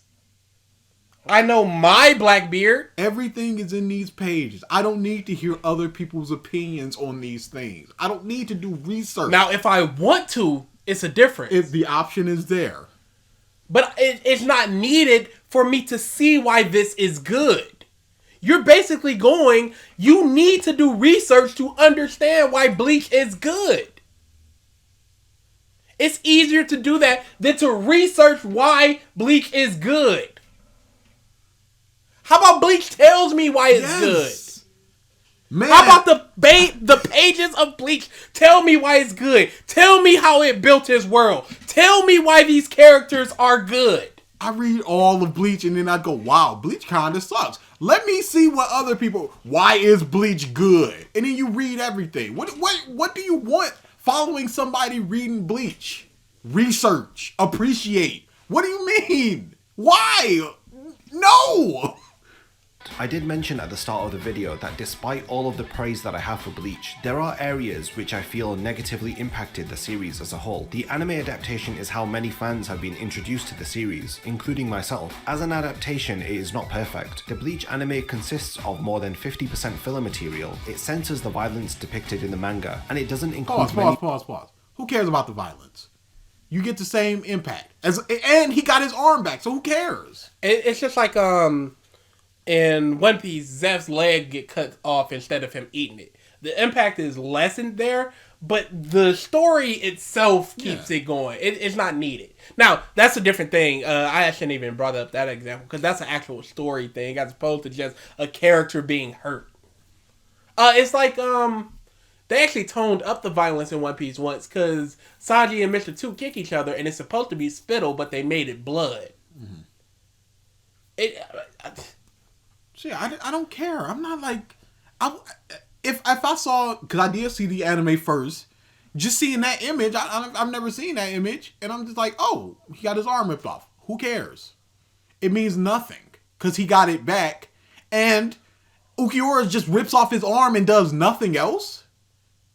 Doesn't make any sense. He has no adverse effects. He's not like, oh man, my left arm doesn't work like it used to. No, it's nothing. It tones down the... So let's go back to this. His complaints are, the anime isn't perfect. It has 50% filler, which you can skip. It tones down the violence, which doesn't matter. In the manga, and it doesn't include many of the character monologues which Kubo writes into his manga. For this video, I read the... did you show any of that? You just saw somebody's arm get ripped off again. Did you show any evidence of the character monologue? Any of it? Depicted in the manga, and it doesn't include many of the character monologues which Kubo writes into his manga. For this video, I read the entirety of Bleach in its manga form. It has helped me to have a more profound understanding of Okay, Bleach. pause. I have my problems with Bleach. Your problems are entirely of the anime, from what you've shown. Absolutely. Monologues of Kubo, filler, Tone down, violence, and it's not perfect. and that's all you've said, that your problems with Bleach. What happened to all that tangible, I don't remember the exact word he used, the tangible problems you could find in Bleach that iPad Wolf did not point out? You could actually have substantive problems of it if you actually said something. This is your chance to do so, and you're going, the anime isn't as violent. There aren't monologues in it, and I'm not going to show you what any of the monologues are that I'm speaking of. A writer. When the anime ended, many didn't continue to read on to the 1000-Year Blood War arc. I have loved the series in its manga form, but I do critique the finale as feeling rushed. It is a well-known fact that Kubo had many health issues during the serialization of Bleach, but despite these, he delivered fans the ending of Bleach that he had intended from the very beginning. Even if it was a rushed ending, it is how he wanted to end it. I would have loved to see more fleshed out battles between the Gotai 13 and the Sternritters, and a longer battle against Yuwatch in the finale, helping it to feel less anticlimactic. All of these requests, however, feel selfish, because Kubo is an Okay, so your problem is the anime and the feeling and the ending is rushed, which was factual based on what Kubo himself has said. The anime and the fact that it was rushed. That's your problems with Bleach. You wanted longer fights. Everything else is fine, apparently. I don't. The chapter before the God Slayer is introduced, we see some backstory for it, and then it's introduced, and then that guy is killed. That's fine. That's fine. That's not a problem of Bleach. But the fact that the ending is rushed because Kubo himself was sick. I've critiqued it. You said this. I critiqued the ending for being rushed, but Kubo was sick, so it's cool. We forgive that. He auto hits that butt. That, however, is excusable because of this. Your problems are excusable. The anime, you ain't gotta watch it, read the manga.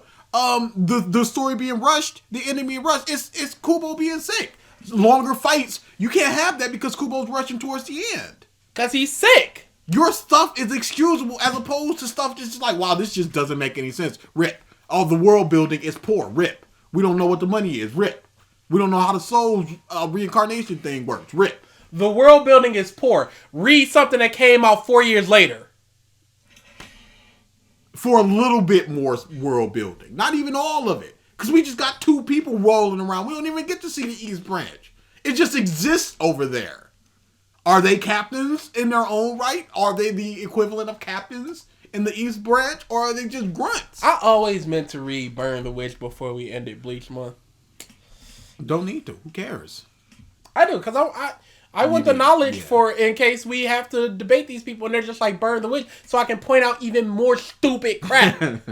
Because when we point out the soul thing doesn't work, people are just like, well, Soul Society has a plan. What? Oh, they kill people when they need to. But people are growing every year. You're not understanding what I'm talking about. I had this exact argument with somebody. They said I did not understand because I said people grow every year in the real world. So how is that possible? Wait. And they said Soul Society has a plan. They kill people. Okay, but why are people growing? And they told me I don't get it.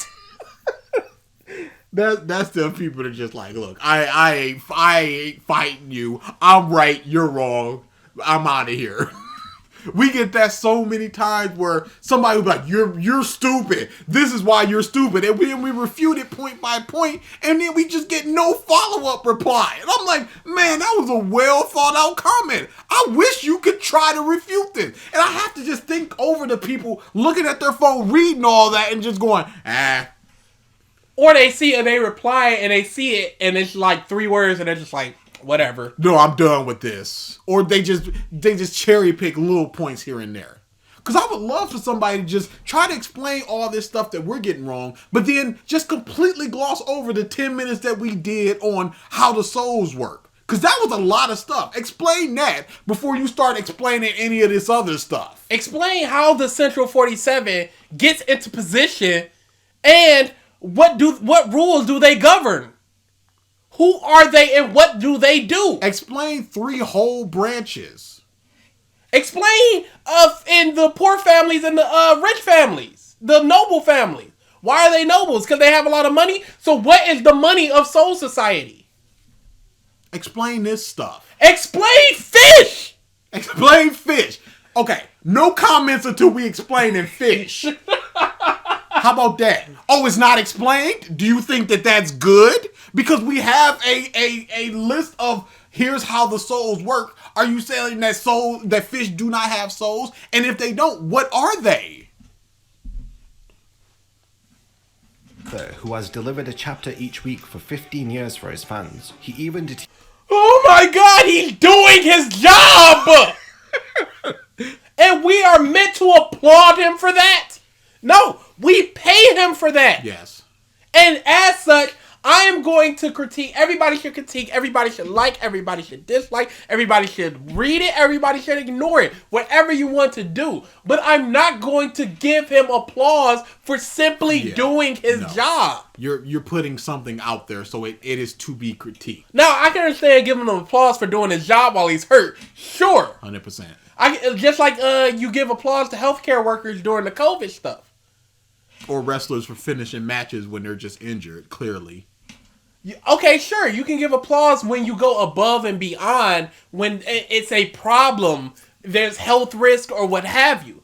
But if you're just doing your job, I'm not going to go, you're just showing up. You've been doing this for 24 years. That's amazing. No, you got paid for this. You got into this career. This is what you wanted. I can't imagine that there's a manga creator just like, I don't understand the grind of a manga creator. And then they just hop into it like, oh my goodness, I've got 2 hours of free time a week. What happened? He knew the game. Climactic. All of these requests, however, feel selfish because Kubo is an author who has delivered a chapter each week for. You feel selfish for requesting more out of your series because a man did his job. How about quality? How about not just getting something, but something that you want, something that's good? If you're hungry, yeah, crackers will do, but you don't want crackers. You want something substantive. I don't just want I want something good, something of quality. Hey, if Steven Spielberg made a movie, I'm not gonna go, he's been making movies for 40 years. Why are we feeling selfish that we wanted a better movie out of him? No, we just got something. And we should be happy that we got something. Anything! He did what he was paid to do, and as such, asking for more is ridiculous. Or not even asking for more, asking for better is ridiculous. So we just can't critique anything because every single mangaka is going through what every single game creator, every single mangaka, anybody that creates any type of media, any type of time put into any type of field, you can't critique it because they've been doing it for a year. They've been on that movie set for 2 years, a year. They've been editing for this long.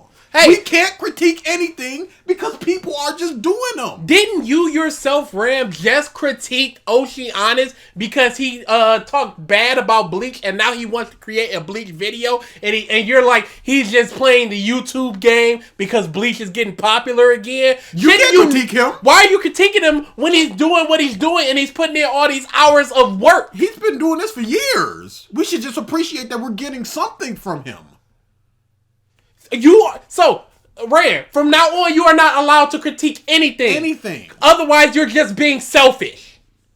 Ridiculous. This is baby mentality out this world. Don't pick on Kubo. He been making manga for 20. Give a Hey, Eminem put out a bad album, but he's been doing it for 25 years, so we should just appreciate that he puts out music now. Should I listen to it? No, I don't like it. It's trash. Jay-Z put out an amazing album. Oh, no, but listen to it because he's been doing it for so long. No, I don't want to. I don't care how long he's been doing it. Jay-Z put out like 4 bad albums and then put out one of his best albums ever. And every one of those bad albums, I went, this is trash. I want good music out of Jay-Z or you need to stop. What is this mentality? What is this just... Somebody is existing and doing something, and therefore we need to cut them some slack. No. If we're asking for more, we're being selfish. Man. I would never go, it's selfish to ask for good stuff.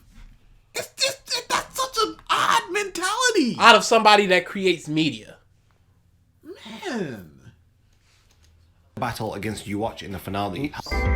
Less anticlimactic. All of these requests, however, feel selfish, because Kubo is an author who has delivered a chapter each week for 15 years for his fans. He even deteriorated his own health so that we could read Bleach up to where it ended. He could have ended it sooner or gone on hiatus, but Kubo continued, and for that, he deserves our respect. You just cut into a whole different song, Greg! Hiatus, but Kubo continued, and why for that, even he build deserves up to our this? respect.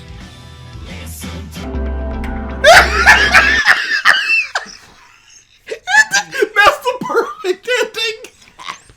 Why even build up to that ending?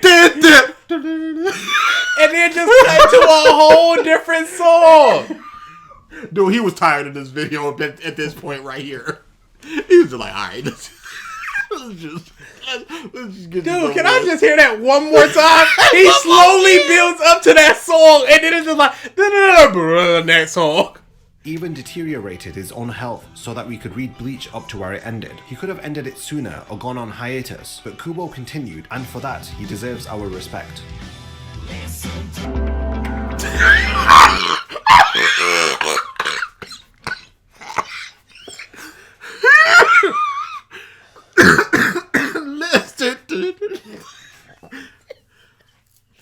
I mean, it's obvious the score here, but Jesus, that was funny. Oh, of course you got Clyde. Clyde is a bum. Is he? He's a Bleach monster. You had people proofreading, and they could not catch this nonsense. Hey, maybe he was repeating himself even more, and he went, homie, you said this. Yep. Okay, it's just credits. Yeah, this is big -10. Oh man. This is like the biggest -10. I think this is the No, this is the most worst. poorly made video. It's not the worst because he is fairly factual, because it's a lot of synopsises, and then he gives his opinions, which are for the most part not really disputable. All right, look at it like this though. Svit did the exact same thing, but his synopsis was way quicker, and he provided so much more of his own opinion and analysis. He was also wrong a lot more. He was wrong a lot. He would ignore context a lot. He painted things in the worst possible light, but then he's painting these in the best possible way. On top of that, and remember the whole Luffy isn't relatable, like those aren't relatable goals. Dude. Don't forget that first video. You're only thinking about the synopsis was for the... Yeah. Don't forget the slagging off of One Piece and Naruto. Dang. Just to make this seem better. And the problem, the difference there for this as opposed to Svit is that this is like 95% synopsis. Whereas Svit's even like 60, let's just say, and the rest of the analysis. Yeah, he went through the confidants for like a quarter of it, and then he gave why it is wrong and analysis and things like that.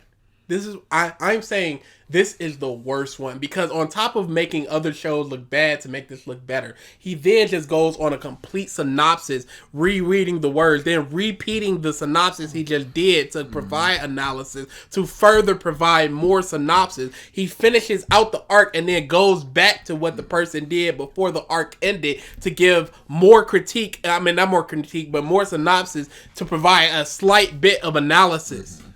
It's the worst video we've ever done. The least watchable and the least substantive. Substantive. I know what you mean, though. Yeah. It's definitely that. Because, again, who would watch this? I said this 5 years ago, but I would never watch a One Piece video like this.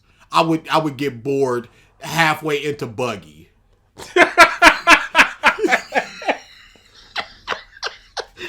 Yeah, this was. This was really bad, terrible. And this and it comes back to it's just not fun.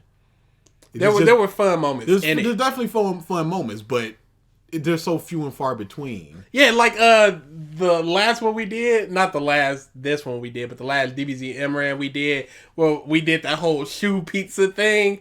That was just all amazing stuff there. But this is just like. It's just yelling. We're just sitting here listening to him give us the story of Bleach and then just give his analysis, which we're just like, yeah or no. And then we're just moving on. It's just nothing. This is a terrible video, and I do not see how people are praising this. This is outside of confirmation bias, like I said. Because this is just unwatchable. It's unwatchable. Legitimately. And it's terrible to say that. But it's just like, I don't see how this came out with all this synopsis and just nothing. And it's DBZimran is a very poor video maker. I can say that definitively after watching his 2 Bleach videos. It's an easy thing to do to go, hey, this person is wrong for these reasons. And you've done a very poor job of it. Now, here's the funny thing. We get so many accusations of did you even read or watch the series? And then I always question, did you even watch our video? Yes. Because I have to question in my mind, because there are times where people will say such and such, and then we'll bring it up a little bit later that we explain ourselves, and it's just like, you didn't even recognize what we said there. We have evidence of watching these creators' videos through our own videos. We do not watch a second of it. Every second of your video is seen. And I can understand people like, did you not read it? You don't know what the Hokyoku is. We forget things, dude. I read Bleach 3 years ago once, and that was it. And I'm not boning enough for it. I've got the main points that I need to argue for. I don't need to know exactly the minutia and the yeah. I know what it does. I know what the freaking thing that was gonna kill Rukia does. I know what they I know what they do, but I don't know their exact names. Yeah, stuff like that. It's just like whatever. And you read. We consume so much media that things are going to slip through the crack of our memory. Of course, I'm not gonna remember chapter 5.5.1 of Bleach where this one thing was said. And I'm happy these people pointed out. But then I also start going, okay, and then it jogs something in my memory, and I'm just like, hold on. So when y'all are talking about, they did this and they did that for the souls, but you're not answering how that works. Like, why is that a good thing? The structure of, the balance of souls, you're not supposed to think about it, because the second you start thinking about it, it starts breaking down. Soul Society itself, what's the money of it? What's the economy? What's the geography of it? Like, what's job? over What's there? Employment. We see there's farmers because we see there's food. Okay, where are the farms? Fish. There's fish. Fish is such a big problem in Bleach. Why are they stuck in this era? Why is it feudal Japan? What are the other 3 branches? If there are even 3, we only know of one, and they said West. And that's over in London. Why is nobody else helping out with this Quincy War? These things have to be asked. You can't ignore them in your 2-hour video. Yeah, if you're just reading Bleach and it's just like, I like Bleach, you don't have to ask those questions. But if you're going, Bleach is good, or Bleach has good world building, or blah, blah, blah, blah, blah, then you have to start asking questions.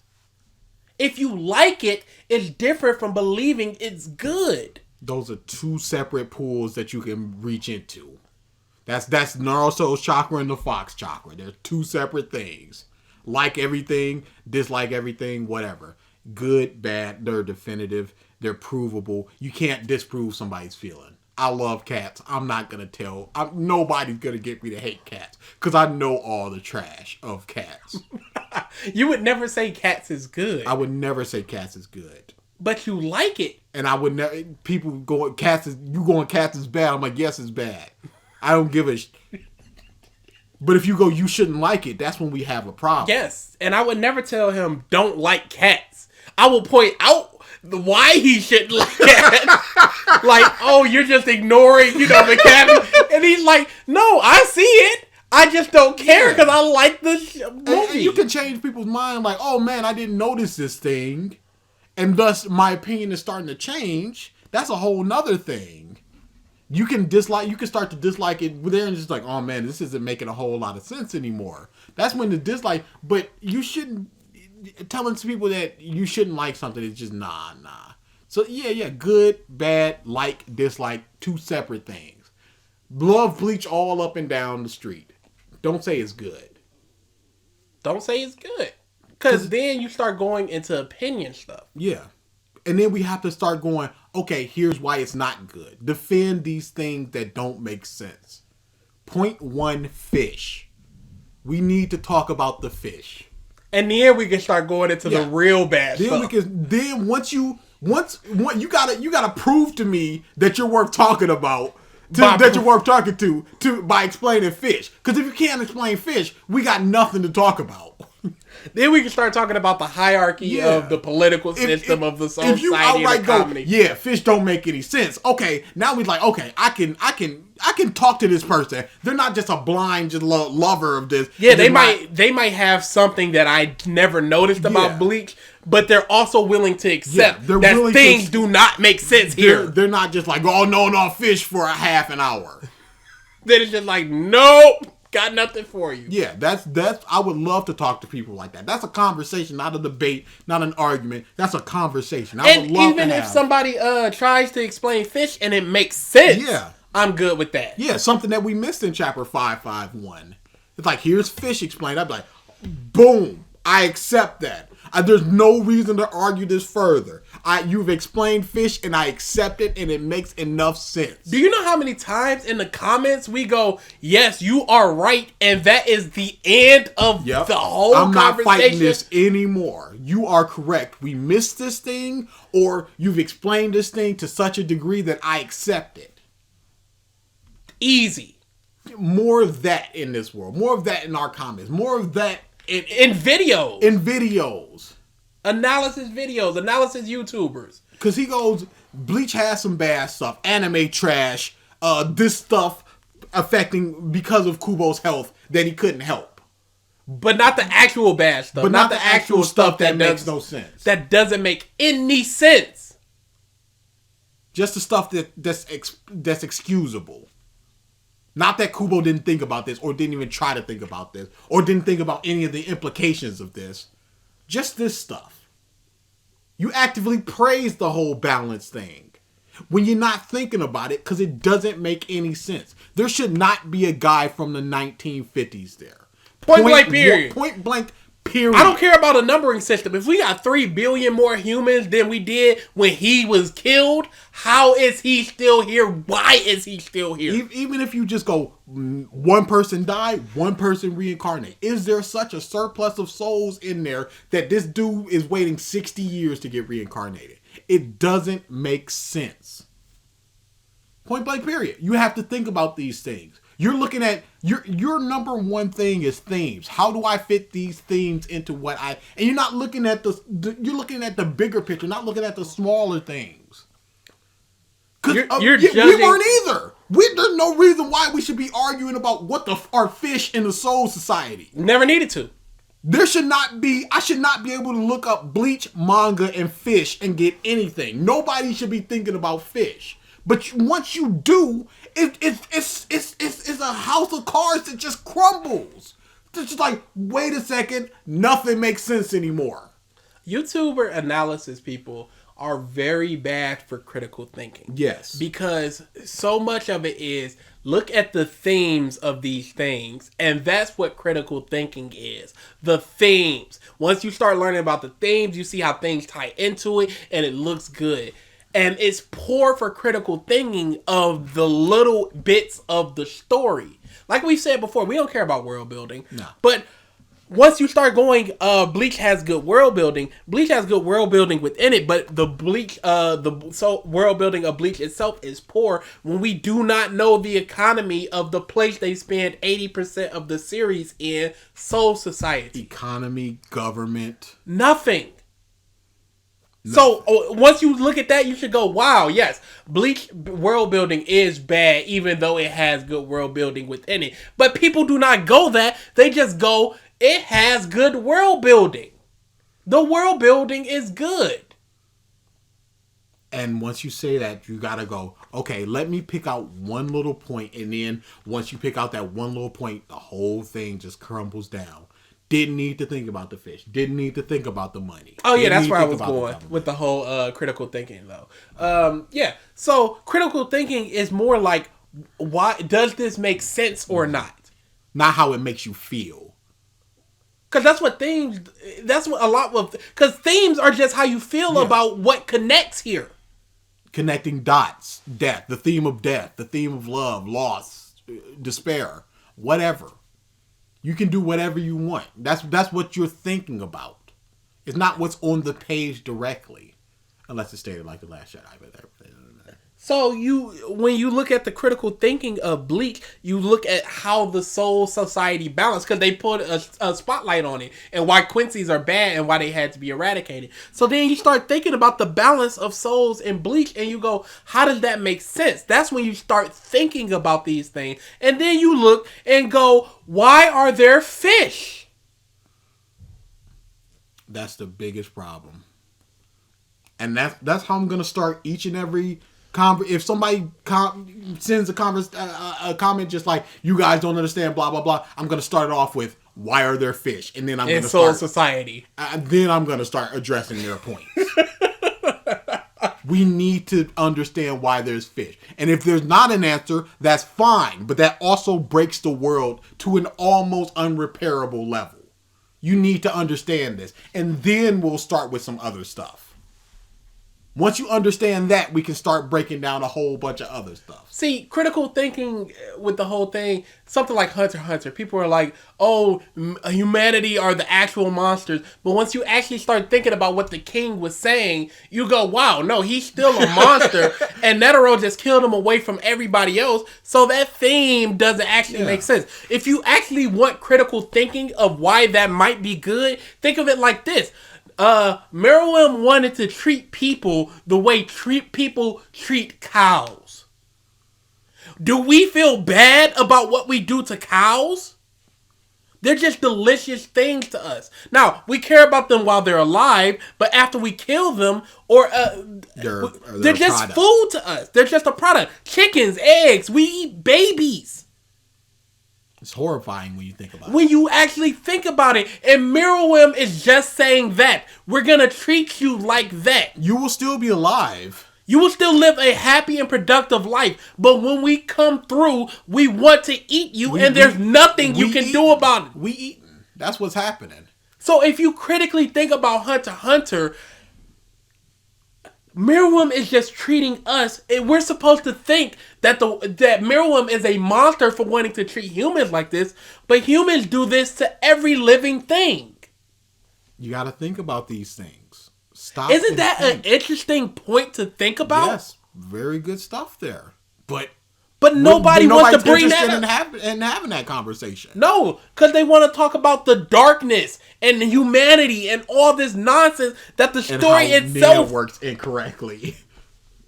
Dude, do you know how many times I have to see that Nin is the best power system? And then I point out why it's bad, and people are just going, well, One Piece is bad. Why? I know how everything in One Piece works. 100%. How does this work? What are contracts? They got no answer. Why can you just decide what power you have? I had a conversation with somebody else a while back. They were just like, it was Kurapika. It was just like, he just decides that he can just capture only the Phantom Troop. His chains are his ability. He went like, I want an ability that can directly kill the Phantom Troop. And he got chains and he was bummed out. But then he worked on the chains and he went, okay, now I can add this contract. So he can just make whatever he wants at any time with almost no training. And that's bad. And people ain't trying to hear this stuff. They're just thinking about the rock, paper, scissors triangle of it, as opposed to the critical thinking of why it's bad. You want to do this whole research stuff?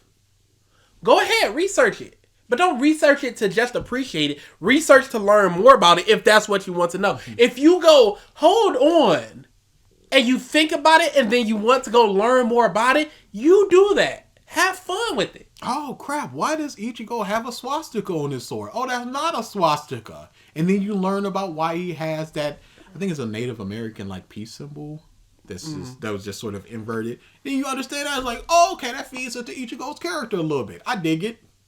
Then you move on.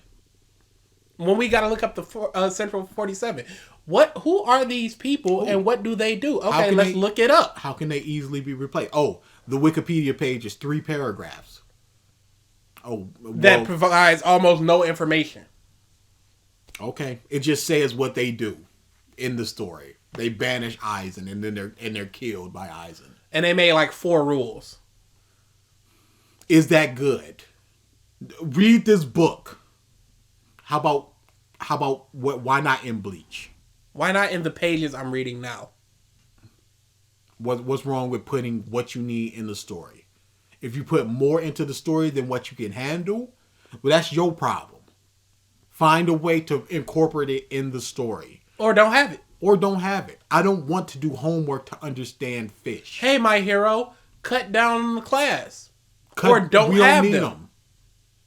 We talked about this in Nuktaku Naruto video. We could cut down Tenten, Shino, and I think it was Kiba was on the chopping block, and that's a whole team gone. And you can develop the other teams. You don't need that team. You don't need another team of people. You think. That's the biggest thing, people.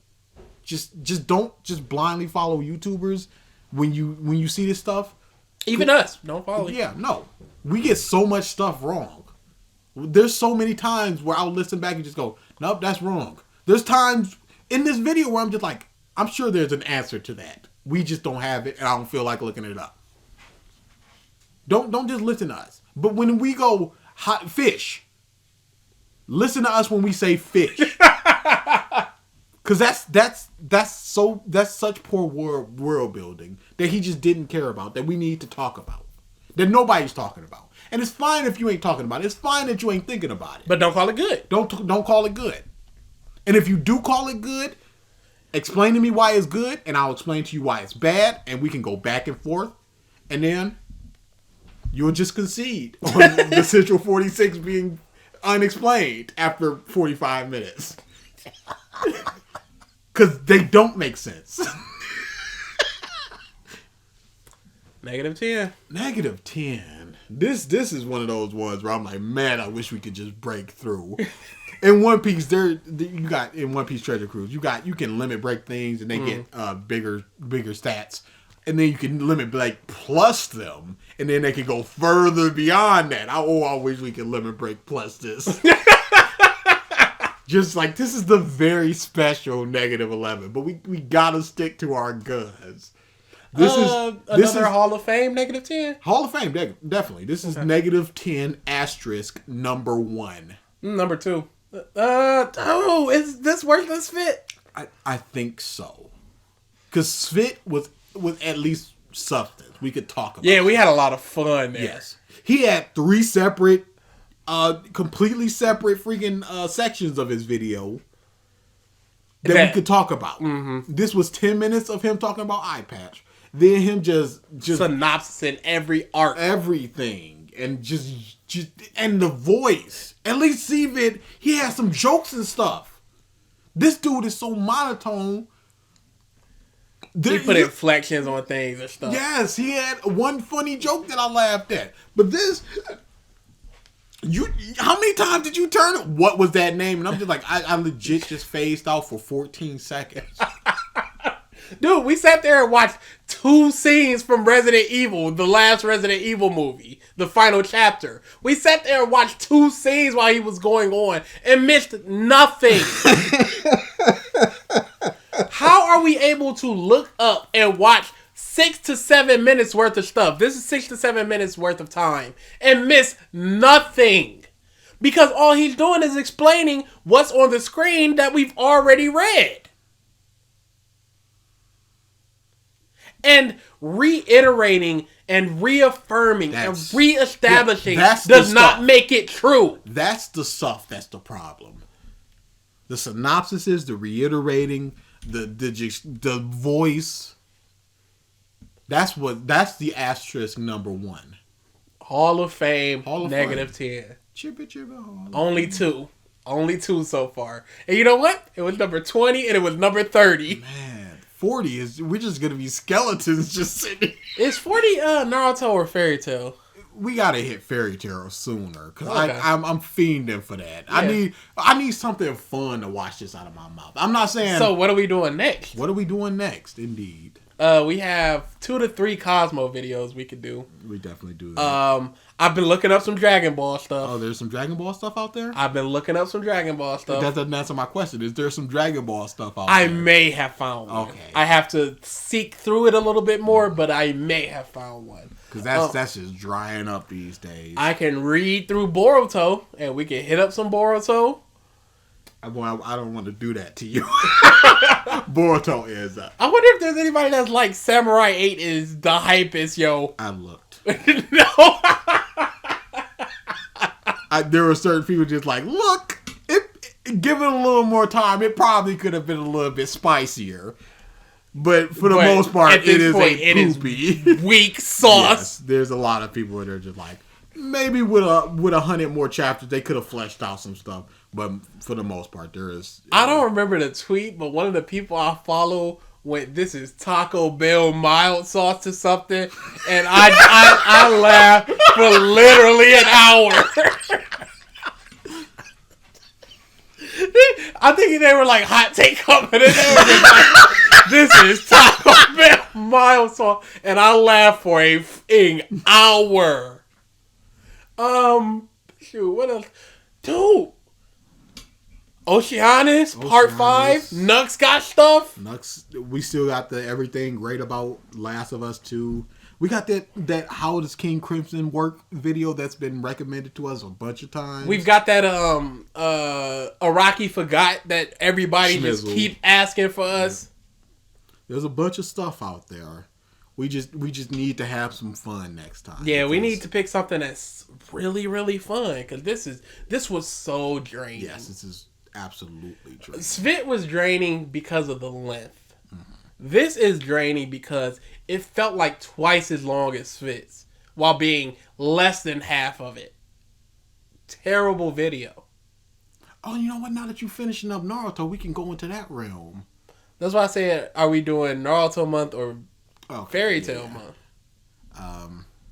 Because that'll be 40. There's so much here. Yeah. Again, we just need to have fun. We just need to have fun. Girls just want to have fun. Dab. I have a friend that we went down to Cedar Point, and it was just like the most cartoony, and he's just doing all these black dances to it. And I was just like, popping and locking. Yeah, I'm just like, mother. He's just dabbing it on his extra end, and I'm just like, mother, in the middle of a walkway. So that was like when me and Peanut were in, I think it was CVS, and we were doing the Lloyd Bank and just spinning around. Tony Yayo, that's who it was. Yeah, we'll find something fun. Yeah, we will. Even if we got to do like 2 videos to get this taste out of our mouth, we got to do something because this is.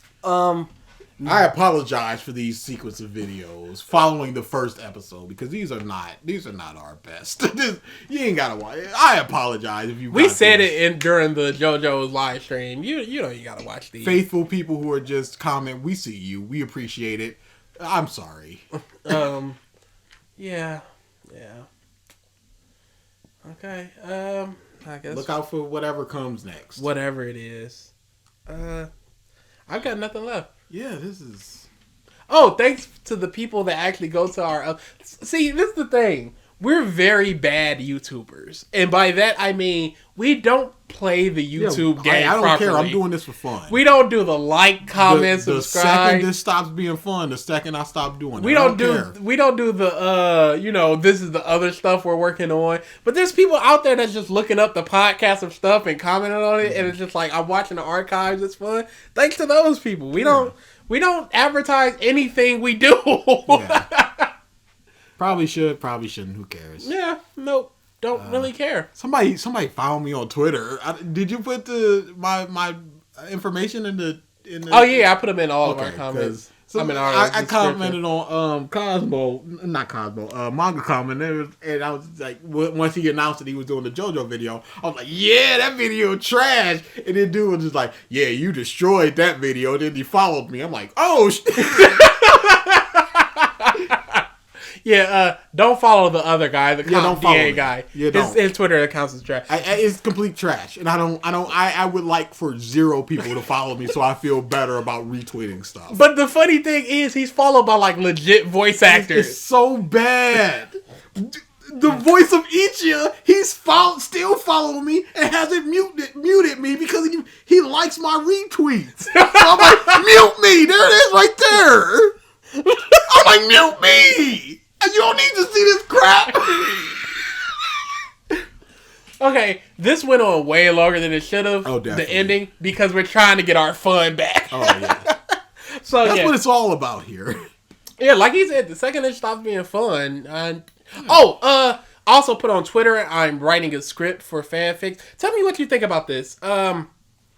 So I was debating either doing Part 5 Justice League or Tournament of Power. So I'm starting to write the fanfics for Part 5.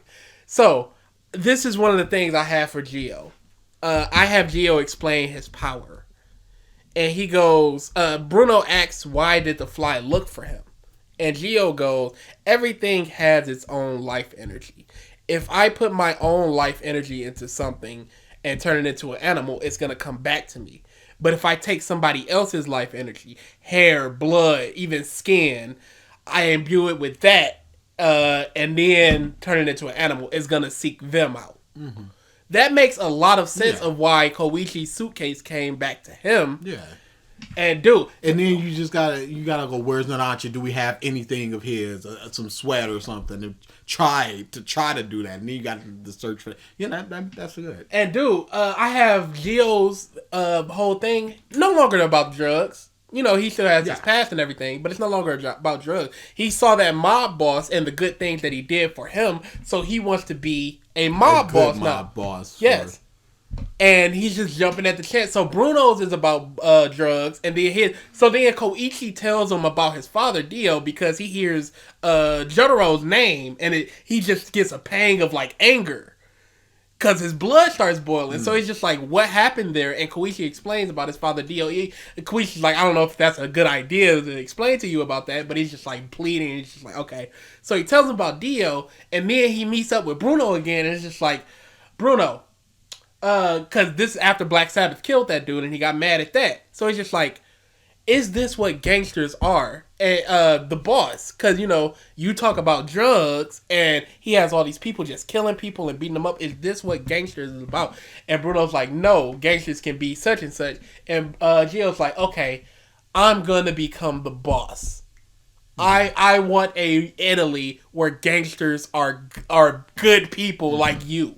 Yeah, there's always little stories like that where you can just take what is on the screen and just tweak little things. And that's make exactly them so what my much better. series is. It's just literally tweaking everything that's Existing there. things. Not like, oh, here comes this whole new character. No, just tweak what you have, explain it a little bit more, take out some stuff that doesn't make a whole lot of sense, and you gravy. And my whole thing is, I've already said the 3 split personalities, 1 power, 1... And so later on, Polnareff, you know, he gets stabbed with the arrow and his stand goes berserk. And he goes, if your soul is too weak, it attacks you. So my stand goes berserk because my soul is not strong. And as he's dying, my soul isn't strong enough, so it's going berserk. So Dia has 3 souls within him, so each soul gets a little bit of that. Yeah. So then when they meld, they're able to do that because their soul doesn't go berserk because there's 3 in it. So one can take a little pain, blah, blah, blah. Gio's soul, his life energy can heal itself. So that's why it works for Gio. And at the end, it's just like, I just need to punch Dia. So just give me a second. Dude, I have so many ideas. Just tweak stuff a little bit. Part 5 does not need to be terrible. Soul Orb. Huh? Yeah? Yes, I have that too. Oh, word? Yeah, I'm keeping the soul. I'm keeping Sleeping Slaves. My whole thing is Sleeping Slaves, because it takes the face of whoever is gonna die the soonest. And until it gets to that person, it does not seek out anybody else. Mm-hmm. So he breaks it, but it starts rolling. So throughout the series, Mista will see a rock rolling and just shoot it, and they'll go, "What are you doing?" And he goes, like, target practice. That'd be good. And it's just constantly, and you're just like, it makes a lot of... That's like It Follows. Yeah, something like that. Tweaking little things. Just little things. I'm going to keep everything in the series. So, with the boss's 3 split personalities, one personality is like, somebody in the organization is trying to kill my daughter, so your mission is protect her. Popo doesn't die. He gives them the mission to protect Trish. So they're like, take him here, blah, blah, blah, blah, blah. The person that's trying to kill the daughter is the boss part of the personality that wants to remain anonymous. So, Yeah. yes! Yeah. So the boss is trying to save the daughter and kill the daughter. Mm-hmm. And if the boss is giving out orders, either one is just like, hey, go kill this girl. So the group that Beach Boy is part of is the assassin group. They're trying to kill her because that's what the boss wants. Yeah. Little things. We gotta get the f out of here. Yeah.